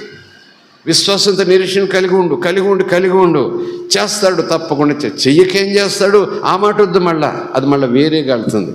చేస్తాడు, నన్ను ప్రేమిస్తున్నాడు, నా కోసం ప్రాణం పెట్టాడు, చేస్తాడు. ఇలాంటి సన్నివేశాలు ఎప్పుడో జరిగాయి, చాలాసార్లు జరిగాయి నా కుటుంబంలో. నేను ప్రార్థన చేస్తే జరిగాయి, ఎవరో ప్రార్థన చేస్తే నాకు జరిగాయి, ఇప్పుడు కూడా జరుగుతుంది. అంటూనే ఉండాలి. బయట నుంచి వచ్చేస్తూ ఉండొచ్చు కబుర్లు, అయిపోయిందట, ఇంకేమీ లేదట, 6 గంటలంట, 3 గంటలంట, ఇంకేమీ లేదంట, వాళ్ళు ఇలాగంటున్నారు, వాళ్ళు అలాగనుకుంటున్నారు. మనం ఇలాగ కుదుటపడి సిమెంట్ తోడుకున్నట్టుగా విశ్వాసం తోడు పెట్టుకుంటుంటే వెంటనే గడికి ఎవడో వస్తాడు, ఇంకేమీ లాభం లేదంటున్నారు, ఇదేదో అయిపోయింది అంటున్నారు, ఇలాగైపోయింది అంటున్నారు, గడికి వస్తుంటాయి. చివరికి వచ్చే వరకు కూడా నేను అంటాను, ఎంతవరకు తట్టుకోవాలి అంతవరకు తట్టుకోవాలి. లేదు, నాకు యేసు అన్యాయం చేయడు, లేదు యేసు కార్యం చేస్తాడు. సరిగ్గా సమయానికి వస్తాడమ్మా మన మంచి యేసయ్య. స్తోత్రం కలుగునుగాక. దేవుని మనకి స్తోత్రం. సందర్భం వచ్చింది కనుక చెప్తున్నాను. ఎంత కాలం అయిందో, ఎన్ని వారాలైందో, ఎన్ని సంవత్సరాలైందో, ఎన్ని రోజులైందో, ఇంకా జరగలేదు అనుకుంటున్నావా? నేను నమ్ముతున్నాను నీ ఓపిక చివరికి వచ్చిందని దేవుడు చూశాడు. నీ నిరీక్షణ కాస్త ఊగిసలాడుతుందని దేవుడు చూశాడు. నీలో ఉన్న విశ్వాసం దాదాపు ఇక బళ్ళున పగిలేలాగా అవుతుందని దేవుడు చూశాడు. అందుకే ఈ మధ్యాహ్నం యేసు నామం పేరు నేను పలుకుతున్నాను. ఇది దేవుడు నీకు కార్యం చేసే సమయం, దేవుడు నీ సమస్య తీర్చే సమయం, దేవుడు నేను లేవనెత్తే సమయం, దేవుడు నీ పోతున్న ప్రాణాన్ని ఊది బ్రతికించే సమయం. నీ విశ్వాసానికి ఊపిరి, నీ నిరీక్షణకు ఊపిరి, యేసయ్య మీద నీకున్న ప్రేమకు ఊపిరి ఊదుతాడు ఆయన. స్తోత్రం, హల్లెలూయా. దేవుని మనకి స్తోత్రం కలుగునుగా. Believe it. You must believe it. అంత విశ్వాసంతో ఉందండి. మీరు అయ్యగారు వాక్యం చెప్తుంటే అలా బుడగలేకపోయాను. ఆశీర్వాద ప్రార్థన చేసుకుందామని కానీ బయటకు వెళ్ళగానే మళ్ళీ బుడగంతసేపు ఉంటుంది, అలా పోతుంది అంతే. కానీ విశ్వాసం నిన్ను మోసుకుపోతుంది. నువ్వు విశ్వాసాన్ని లోపల పెట్టుకుంటే, హైడ్రోజన్ లాగా లోపల పెట్టుకుంటే విశ్వాసం నిన్ను మోసుకుపోతుంది, ఆకాశంలోకి మోసుకుపోతుంది. పరలోకంలోకి మోసుకుపోతుంది, ప్రభు పాదాల దగ్గర తీసుకుపోతుంది, ప్రభు కార్యాలకు తీసుకుపోతుంది. ప్రైజ్ ది లార్డ్, హల్లెలూయా. విశ్వాసాన్ని నువ్వు మోయటం కాదు, నువ్వు విశ్వాసం కలిగి ఉంటే విశ్వాసం నిన్ను మోసుకుపోతుంది. ప్రైజ్ ది లార్డ్, హల్లెలూయా. అందుకే యేసు అన్నాడు, అంతం వరకు విశ్వాసం కలిగి ఉండండి, మరణం వరకు విశ్వాసం కలిగి ఉండండి. పౌలు అంటున్నాడు, విశ్వాసాన్ని కాపాడుకున్నాను. దానికి అర్థాలు వేరు, దానికి ఉపదేశాలు వేరు, దానికి పాఠాలు వేరు, ఎన్నో ప్రసంగాలు, 100,000 పుస్తకాలు ఉండనివ్వండి. కానీ ఈరోజు ప్రభు నీతో నాతో అంటున్నాడు, ఈ విశ్వాసాన్ని ఎంత మొయ్యాలో అలాగ నీళ్ళు పెట్టుకుని మోస్తే అది నేను ఒకరోజు నువ్వు ఆశ్చర్యపడేలాగున నిన్ను లిఫ్ట్ చేస్తుంది, నిప్పుల్లోంచి లిఫ్ట్ చేస్తుంది, తుఫానుల్లోంచి లిఫ్ట్ చేస్తుంది. ఇంకా చెప్పాలంటే యేసయ్య సింహాసనం ముందుకు తీసుకెళ్ళిపోతుంది నీ విశ్వాసం. స్తోత్రం కలుగునుగాక, hallelujah. Keep that faith, keep your faith. నా విశ్వాసపు లెవెల్ వేరు, నీ విశ్వాసపు లెవెల్ వేరు. నేను ఓదార్చేది నా విశ్వాసం లెవెల్తో. నీకో విశ్వాసం ఉంది, నా లెవెల్లో నువ్వు లేకపోయి ఉండొచ్చు. ధైర్యం ధైర్యం ధైర్యం అని చెప్పచ్చు. కానీ నువ్వు కలిగి ఉన్న ఆ కొంచెం విశ్వాసం మీద అలా చూపు పెట్టావనుకో, వెంటనే ఆ విశ్వాసం ఏం చేస్తుంది, నేను అలా లిఫ్ట్ చేస్తుంటే నువ్వే ఆశ్చర్యపోతావు. ఏమనంటే మెట్లెక్కి వెళ్ళాల్సిన పని లేదు, 100 మెట్లు ఉన్నాయి, ఎక్కగలవు లేదు. విశ్వాసం నీలోకి వస్తే, విశ్వాసం కలిగి ఉంటే సరైన సమయానికి, అవసరమైన సమయానికి నువ్వు చేరవలసిన చోటుకి చేరుస్తుంది, నువ్వు ఉండవలసిన చోటు ఉంచుతుంది. నువ్వు పొందవలసింది నువ్వు పొందేలాగున నీ విశ్వాసం నీకు సహాయం చేస్తుంది. ఎవరి విశ్వాసం అని నువ్వు వాకిలి దాకా తీసుకెళ్తున్నామో కానీ దేవుడి కార్యాలు సొంతం చేసుకోవాలంటే నీ విశ్వాసం నీదే. స్తోత్రం కలుగునుగాక. మోసుకొచ్చుండొచ్చు 4 వ్యక్తులు, ఒక వ్యక్తిని పరుపుతో పాటు తాళ్లతో పాటు. వాళ్ళ విశ్వాసం చూశాడు యేసు ప్రభు. పెంకులు తీయటం చూశాడు, తాళ్లతో దింపడం చూశాడు, పరుపుతో దింపడం చూశాడు. చూసి పరుపులో ఉన్నవాడితో మాట్లాడుతున్నాడు. వాళ్ళ విశ్వాసాన్ని గుర్తించాడు. తర్వాత ఇతని విశ్వాసం ఏమన్నాడు, నీ పాపాలు క్షమించబడ్డాయి, లే పరుపెత్తుకుని వెళ్ళిపో. అతడి విశ్వాసం. స్తోత్రం కలుగునుగాక. ఎంత నమ్మేశాడో. స్తోత్రం కలుగునుగాక. వాళ్ళు పరుపు మోసుకుంటూ తెచ్చుకుంటూ ఏమనుకున్నారో, ఏం చెప్పుకున్నారో, ఆ పరుపులో ఉన్నోడితోటి ఏం చెప్పారో, ఎలా బలపరిచారో తెలియదు. కానీ అమ్మో అమ్మో అమ్మో విశ్వాసం పెంచేసుకుని ఉంటాడమ్మ ఆయన. ఆ పరుపులో ఉన్న ఆయన అలా పెంచేసుకుని ఉంటాడు. తప్పక నువ్వు బాగవుతారా, తప్పక బాగుతావు. నువ్వే చూస్తావు కదా, మేమే చూస్తాం. యేసయ్య కాళ్ళ దగ్గర నువ్వు వెళ్ళావనుకో, చేర్చామనుకో, ఇక నీ జీవితం మామూలుగా ఉండదు. నడుస్తావు, పరిగెడతావు, పడిపోయిన వాళ్ళని 10 మందిని నిలబెడతావురా. చూస్తుండు, యేసు అన్యాయం చేయడు, యేసు వెళ్ళిన వాళ్ళందరినీ బాగు చేస్తున్నాడు. వీ నో దాట్ అంటూ ఏం చెప్పారో, ఎలా చెప్పారో, వాడు ఏ విశ్వాసాన్ని ఎంత మనసులో పెట్టుకున్నాడేమో కానీ పరుపుతో పాటు దింపారు. యేసు వాడిని చూశారు, వాడు యేసుని చూశాడు. కుమారుడిని పాపలు క్షమించబడ్డారు. పక్క వాళ్ళు ఎవరు విసుక్కున్నారు, వాళ్ళతో యేసు ఒక మాట చెప్పాడు. మళ్ళీ ఈ కుమారుడితో, ఈ వ్యక్తితో అన్నాడు, లే పరుపెత్తుకెళ్ళిపో, లే పరుపెత్తుకెళ్ళిపో. నేను అంటాను, పరుపులో కూర్చున్నప్పుడు వాడి విశ్వాసం ఏ స్థాయిలో ఉందో తెలియదు, పరుపు మోసుకొచ్చేటప్పుడు వాడి విశ్వాసం ఏ స్థాయిలో ఉందో తెలియదు. జనం పోగై ముందుకు వెళ్ళనివ్వకుండా అడ్డుపడిపోతుంటే, జాగా లేకుంటే ఇంతేనా, కిటికీలు లేకుండా లేదు, గుమ్మాలు గుండా లేదు, ఇంక లోపలికి వెళ్ళడానికి లేదు. వీళ్ళు ప్రయత్నం చేస్తాడు, చాలామంది తిడుతున్నారు, వెనక్కి నెట్టేస్తున్నారు. ఈరోజు నాకు ఇంతేనా, ఇంక పోవలసిందేనా, పరుపులోని చచ్చిపోవలసిందేనా అని ఇలాంటి ఊగిసలాట్లు వచ్చాయి జనం మధ్యన. మోసేవాళ్ళు కష్టపడుతున్నారు. వాడు కూడా అయ్యో అయ్యో అయ్యో నాకు ఛాన్స్ పోతుందేమో, ప్లేస్ లేదు నాకు లోపలికి వెళ్ళడానికి, తీసుకెళ్ళడానికి. పెంకులతో దింపేస్తున్నారు. దింపిన తర్వాత యేసును చూశాడు. యేసు మాట విన్నాడు. నేను నమ్ముతున్నాను అతడు విశ్వాసం కలిగి ఉన్నాడా, కలిగడని చెప్పలేదు. కానీ ఈ ప్రయాణం అంతా, ఈ ప్రతికూలలంతా ఆ ఇళ్ళెక్కి చెప్పటం, పరుపుతో పాటు వాడిని దొలిపోకుండా, పడిపోకుండా, కాళ్ళు చేతులు ఆడవు. తాడు పట్టుకోరా, జారిపోతాం, మేము పెంకులెక్కుతున్నాం అంటే పట్టుకుంటాం లేదు. చేతులు పడిపోయాయి, కాళ్ళు పడిపోయాయి, నడుము పడిపోయింది. వాడిని పడిపోకుండా చూడాలి, వీళ్ళు పడిపోకుండా పెంకులెక్కాలి. స్తోత్రం కలుగునుగాక. ఇదంతా చూస్తుంటే వాడికి కూడా ముచ్చటేసింది. ఏం ముచ్చట చెప్పండి, నా బాగు కోసం ఈ అన్నలు ఎంత ప్రయాసపడుతున్నారు. నేను బాగుండాలని, నా భవిష్యత్తు బాగుండాలని, నేను వాళ్ళకలాగా నడవాలని, వాళ్ళకలాగా నాలా పడున్న వాళ్ళని 10 మందిని మోసుకుపోయే వాళ్ళ తయారవ్వాలని అన్నలు ఎంత ప్రయాసపడుతున్నారు. ఏమవుతానని వాళ్ళకి నేను తోడబుట్టానా, అన్ననా, అక్కనా, మావైనా, చెల్లెలనా, ఏంటి? ఎందుకు వచ్చిందంటే నేనంటాను, ఆ 4 వ్యక్తుల మాదిరిగా సంఘం ఉండాలి. ఆ 4 వ్యక్తుల మాదిరిగా నువ్వు నేను ఉండాలి. స్తోత్రం కలుగునుగాక. మన ప్రయాస, మన ప్రయత్నం, మన భారం, మన హుషారు, ఆటంకాలు వచ్చినా సరే బాగుంటావరా, నువ్వు బాగుపడతావరని ఆ చెప్పే మాట చచ్చిపోయేవాడికి కూడా ఊపిరి వస్తుంది. సాయంకాలం చచ్చిపోతాడు డాక్టర్లు చెప్తే, చచ్చిపోయాడు పలసలేదంటే వీళ్ళ మాట నేను చచ్చిపోనివ్వదు, మళ్ళీ నీకు ఊపిరి పోస్తుంది. అదంతా మనసులో ఉందేమో ఈ సెటప్ అంతా. పరిపెత్తుకొని వెళ్ళిపో ఇంటికి అన్నాడు. అలా లేచిపోయాడు. వాక్యంలో ఉంది అక్కడ. అలా లేచిపోయాడు. ఎందుకంటే ఆ సీనరీ అంతా తెలుసు, ఆటంకాలు తెలుసు, వీళ్ళు చెప్పిన మాటలు తెలుసు, తను అనుకుంటున్న మాటలు తెలుసు, తనకు వచ్చిన భయం తెలుసు. అయ్యో నాకు లోపలికి వెళ్ళడానికి చోటు లేదు, వీళ్ళు ఎంత ప్రయాసపడుతున్నారు, వేసి వెళ్ళిపోతే నా బ్రతికింతే మళ్ళీ ఎప్పుడు వస్తాడో ఇంటికి, ఎప్పుడు వస్తాడు ఈ ఊరు. ఆటుపోట్లు వీళ్ళకి ఆటంకం కాదు, ఈ విశ్వాసానికి ఆటంకం. చివరికి దిగారు. నేనంటాను, పైకి ఎక్కించి యేసు దాకా దింపే వరకు వాళ్ళ విశ్వాసం. ఆ తర్వాత యేసు విశ్వాసంతో వాళ్ళతో మాట్లాడలేదు, ఇతనితో మాట్లాడాడు. అప్పుడు ఎవరి విశ్వాసం అవసరం? అంతవరకు విశ్వాసం వాళ్ళది. ఇప్పుడు యేసు నీతో మాట్లాడాడు గనక నువ్వు ఆ మాట వినని చెప్పినట్టు చేయాలి. అద్భుతం. స్తోత్రం కలుగునుగాక. హల్లెలూయా. ఎవరి విశ్వాసం మీద ఎప్పుడు ఆధారపడకు, ఎవరి ప్రార్థన మీద ఎప్పుడు ఆధారపడకు. ప్రార్థన చేసేవాడు ఉండాలి. కొంతవరకు మోసుకొస్తారు నేను, కొంతవరకు తీసుకొస్తారు నేను, కొంతవరకు లిఫ్ట్ చేస్తారు యేసే దగ్గరికి. కానీ ప్రభువు చెప్తున్నాడు, ప్రార్థించండి స్వస్థపరుస్తాను, ప్రార్థించండి విడుదలిస్తాను. కానీ కొన్ని సూత్రాలు చెప్తున్నాయి, కొన్ని వాక్యాలు చెప్తున్నాయి. చాలా సందర్భాల్లో 100% ఎవరు అద్భుతం అందుకోవాలనుకుంటున్నారో వాళ్ళు యేసు మీద విశ్వాసం ఉంచాలి, యేసు మీద విశ్వాసం ఉంచాలి. దేవుని మనకి స్తోత్రం. హల్లెలూయా. ఇన్ని మాటలు మాట్లాడింది, ఇంతగా ప్రసంగాలు చేసింది, ఇంతగా ప్రసంగాల్లోని సత్యాలు బయటికి తెప్పింది, పునరుద్ధానం అని గొప్ప మాట చెప్పింది. నువ్వు యేసువే కాదు, ప్రభువే కాదు, క్రీస్తువు కూడా, రాబోతున్న అభిషక్తుడు కూడాని పునరుద్ధానము మరుసటి రాకడ గురించి కూడా మాట్లాడేసింది ఈ మార్తమ్మ గారు. అయినా చివరికి వచ్చేటప్పటికీ కుళ్ళిపోయి ఉంటాడు, వద్దొద్దు పిలవద్దు, కుళ్ళిపోయి ఉంటాడు, వద్దొద్దు పిలవద్దు. ఇప్పుడు కాదు, ఎప్పుడో లేపుగలవలే, ఎప్పుడో లేపుతావులే. ఇందాక నేను అన్నమాట ఇప్పుడు లేపుతావని కాదు, ఎప్పుడో లేపుతావని. ఇప్పుడైనా అన్నాను కానీ ఇప్పుడు కాదు, ఎప్పుడో లేపుతావలే ఓ రోజు పునరుద్ధానాన్ని. అప్పుడు యేసు అన్నాడు, పైన ఈ మాట నమ్ముతున్నావా అంటే నమ్ముతున్నానని మళ్ళీ కూడా నువ్వేదో మాట్లాడేశావు. ఇప్పుడు మరలా అదే మాట అంటున్నాను. నువ్వు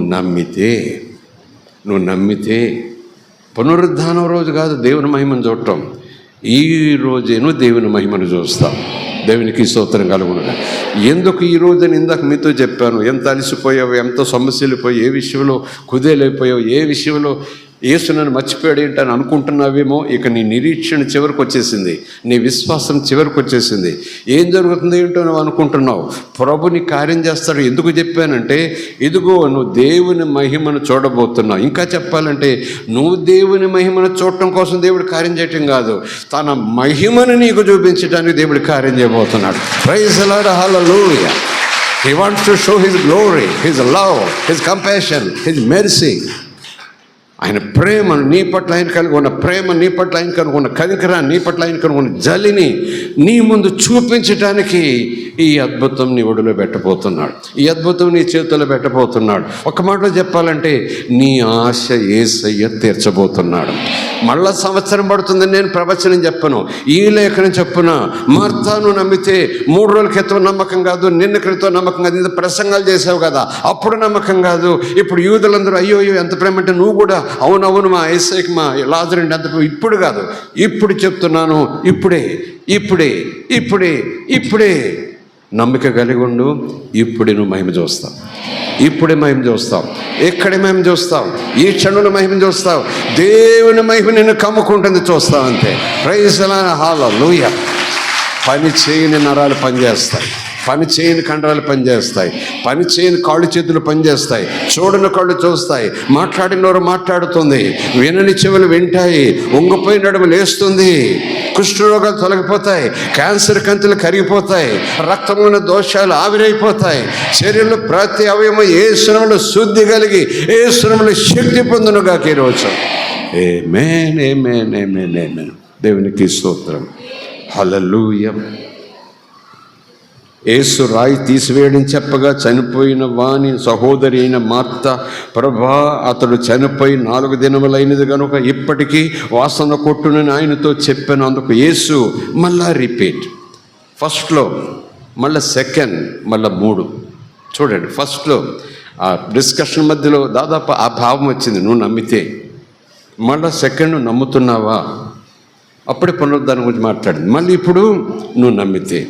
అంటే నమ్మటం ఎంత ఇంపార్టెంట్, విశ్వాసం ఉంచడం ఎంత ఇంపార్టెంట్. పాటలు పాడటం ఓకే, ప్రార్థన చేయటం ఓకే, వాక్యం చదువుకోవటం ఓకే, వాక్యాలు వింటాను సభలు పోవటం ఓకే, గొప్ప దైర్యాలు వస్తున్నారు మంచి మాట okay, go ahead. But as long as you don't have a little child like faith, what is the use of all these sermons? 100 సభలకు వెళ్తాను నేను, 100 ప్రసంగాలు వింటాను నేను, 100 పాటలు పాడతాను, అభిషక్తుల దగ్గర ముందు కూర్చొని వింటాను. That's always good and blessing and it's God's will, no problem. అది నేను తప్పు పట్టట్లేదు. కానీ అవన్నీ విన్న ద్వారా, అలా పాడిన పాట ద్వారా, చేసిన ప్రార్థన ద్వారా ఏది ఉండవలసిన విశ్వాసం 3 సార్లు రిపీట్ చేశాడు. ఒకడు సంభాషణ అయింది, నమ్మాలి, మళ్ళీ సంభాషణ అయింది, నమ్మాలి. చివరికి కార్యం జరిగే సమయం వచ్చింది. అప్పుడు కూడా యేసు ఆమెలో అపనమ్మకం కలగకుండా జాగ్రత్త తీసుకుంటున్నాడు. కార్యం జరగబోతా ఉంది, నువ్వు నమ్మాలి. ప్రైజ్ లార్డ్, హల్లెలూయా. చివరి వరకు నేను లాక్కుంటే తీసుకెళ్తాడు, చివరి వరకు నేను ఎత్తుకుని తీసుకెళ్తాడంటాం. ఇలాగన్నమాట. వాక్యం జ్ఞాపకం చేస్తాడు, నమ్ముతున్నావా? వాక్యం జ్ఞాపకం చేస్తాడు, నమ్ముతున్నావా? వాక్యం జ్ఞాపకం చేస్తాడు, నమ్ముతున్నావా? ఇక అద్భుతం జరగబోతా ఉంది. లాజరు అని పిలవబోతున్నాడు. రాయి తీయటానికి ఆజ్ఞ ఇచ్చేసాడు. కొంతమంది నడని టవల్స్ కట్టుకొని పట్టండి రా అబ్బాయి అని చెప్పేసి గడప తోటి ఈ మడ్డ వెళ్ళిపోయింది. యేసు ఆఫ్ చేసే పురుగులు పెట్టేసి 3 రోజులైంది. కళ్ళు పోయి ఉంటాయి, తినేసి ఉంటుంది, పెదాలు పోయి ఉంటాయి, పీచ్ అయిపోయి ఉంటుంది. మామూలుగా ఉంటాడు కానీ లాజరు కానీ చూడబుద్ధి ఇది అసలు. లీవ్ హిమ్ అలోన్, వదిలేసాయి. చివరిగా అంటున్నాడు, ఇలాగంటాను, ఏంటిది? ఇందాక చూస్తే నమ్ముతున్నామంటే నమ్మానన్నావు, మళ్ళీ కొంత సమయం అయిన తర్వాత నమ్మానంటావు, మళ్ళీ ఇక్కడ చూస్తే అపనమ్మకం మాట. ఈ ప్రసంగాలేంటి, సమాధానాలేంటి, నా మాటలు ఇన్నిసార్లు వింటా వచ్చావు, ఇప్పుడు కూడా నీకు నమ్మకం లేకపోవటమేనా అన్నట్టు అలా వదిలేదు. ఇప్పుడు కూడా నమ్మవా? అది పడు, నీ కర్మ, పదండ్రా పదం అని శిష్యులతో పోలేదట. నేను అంటాను, నా చేతులలో నాకు కావలసిన బహుమానం పెట్టే వరకు ఆయన నాకు నమ్మకం కలగజేస్తూనే ఉంటాడు, నా విశ్వాసాన్ని పెంచుతూనే ఉంటాడు, నన్ను విడిచిపెట్టాడు. అంత మంచి యేసయ్య, స్తోత్రం కలుగును గాక. ఒకళ్ళు నువ్వు అంటావేమో, అందుకని చిన్న విశ్వాసంతో ఎన్ని కార్యాలు చూశాను నా ఇంట్లో, చిన్న విశ్వాసంతో పక్కింట్లో ఎన్ని కార్యాలు చూశాను, చిన్న విశ్వాసంతో మా ఊళ్ళో నా ద్వారా ఎన్ని కార్యాలు చూశాను. ఏంటో నాకు విశ్వాసం సరిపోవట్లేదు. I am weak in my faith, I don't know how to get that faith, strong faith. I'm upset అయిపోయాను. I don't know, I'm unable, I'm unfit, I don't no.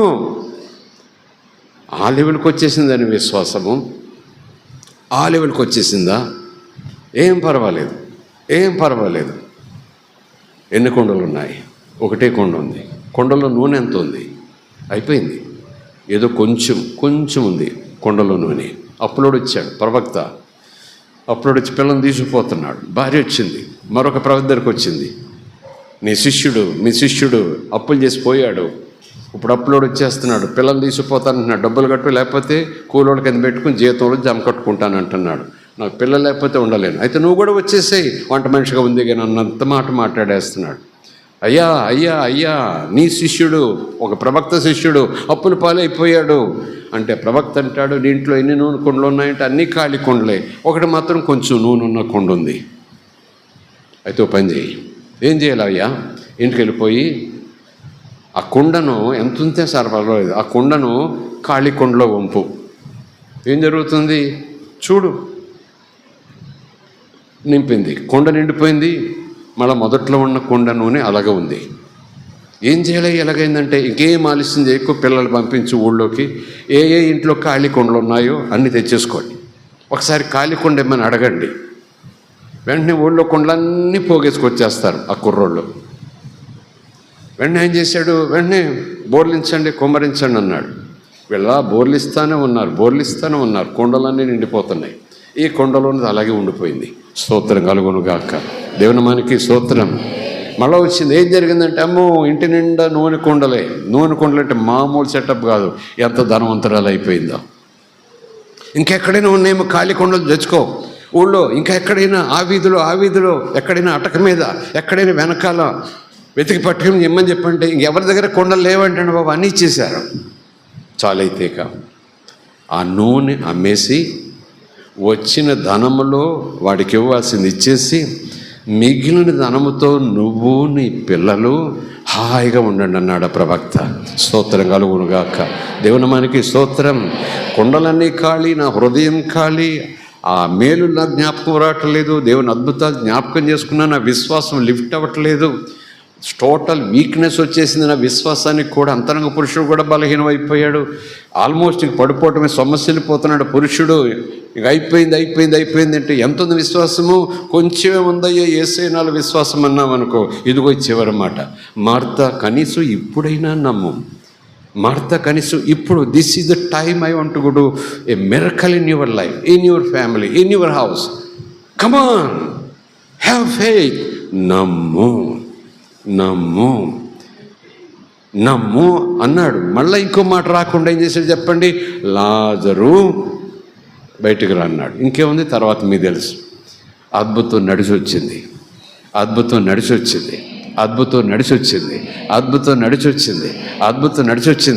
నా జీవితానికి అద్భుతం ఉంటుందా? నా బ్రతుకు అద్భుతం ఉంటుందా? మళ్ళీ నా అన్న దొక్కుతాడా లేదా?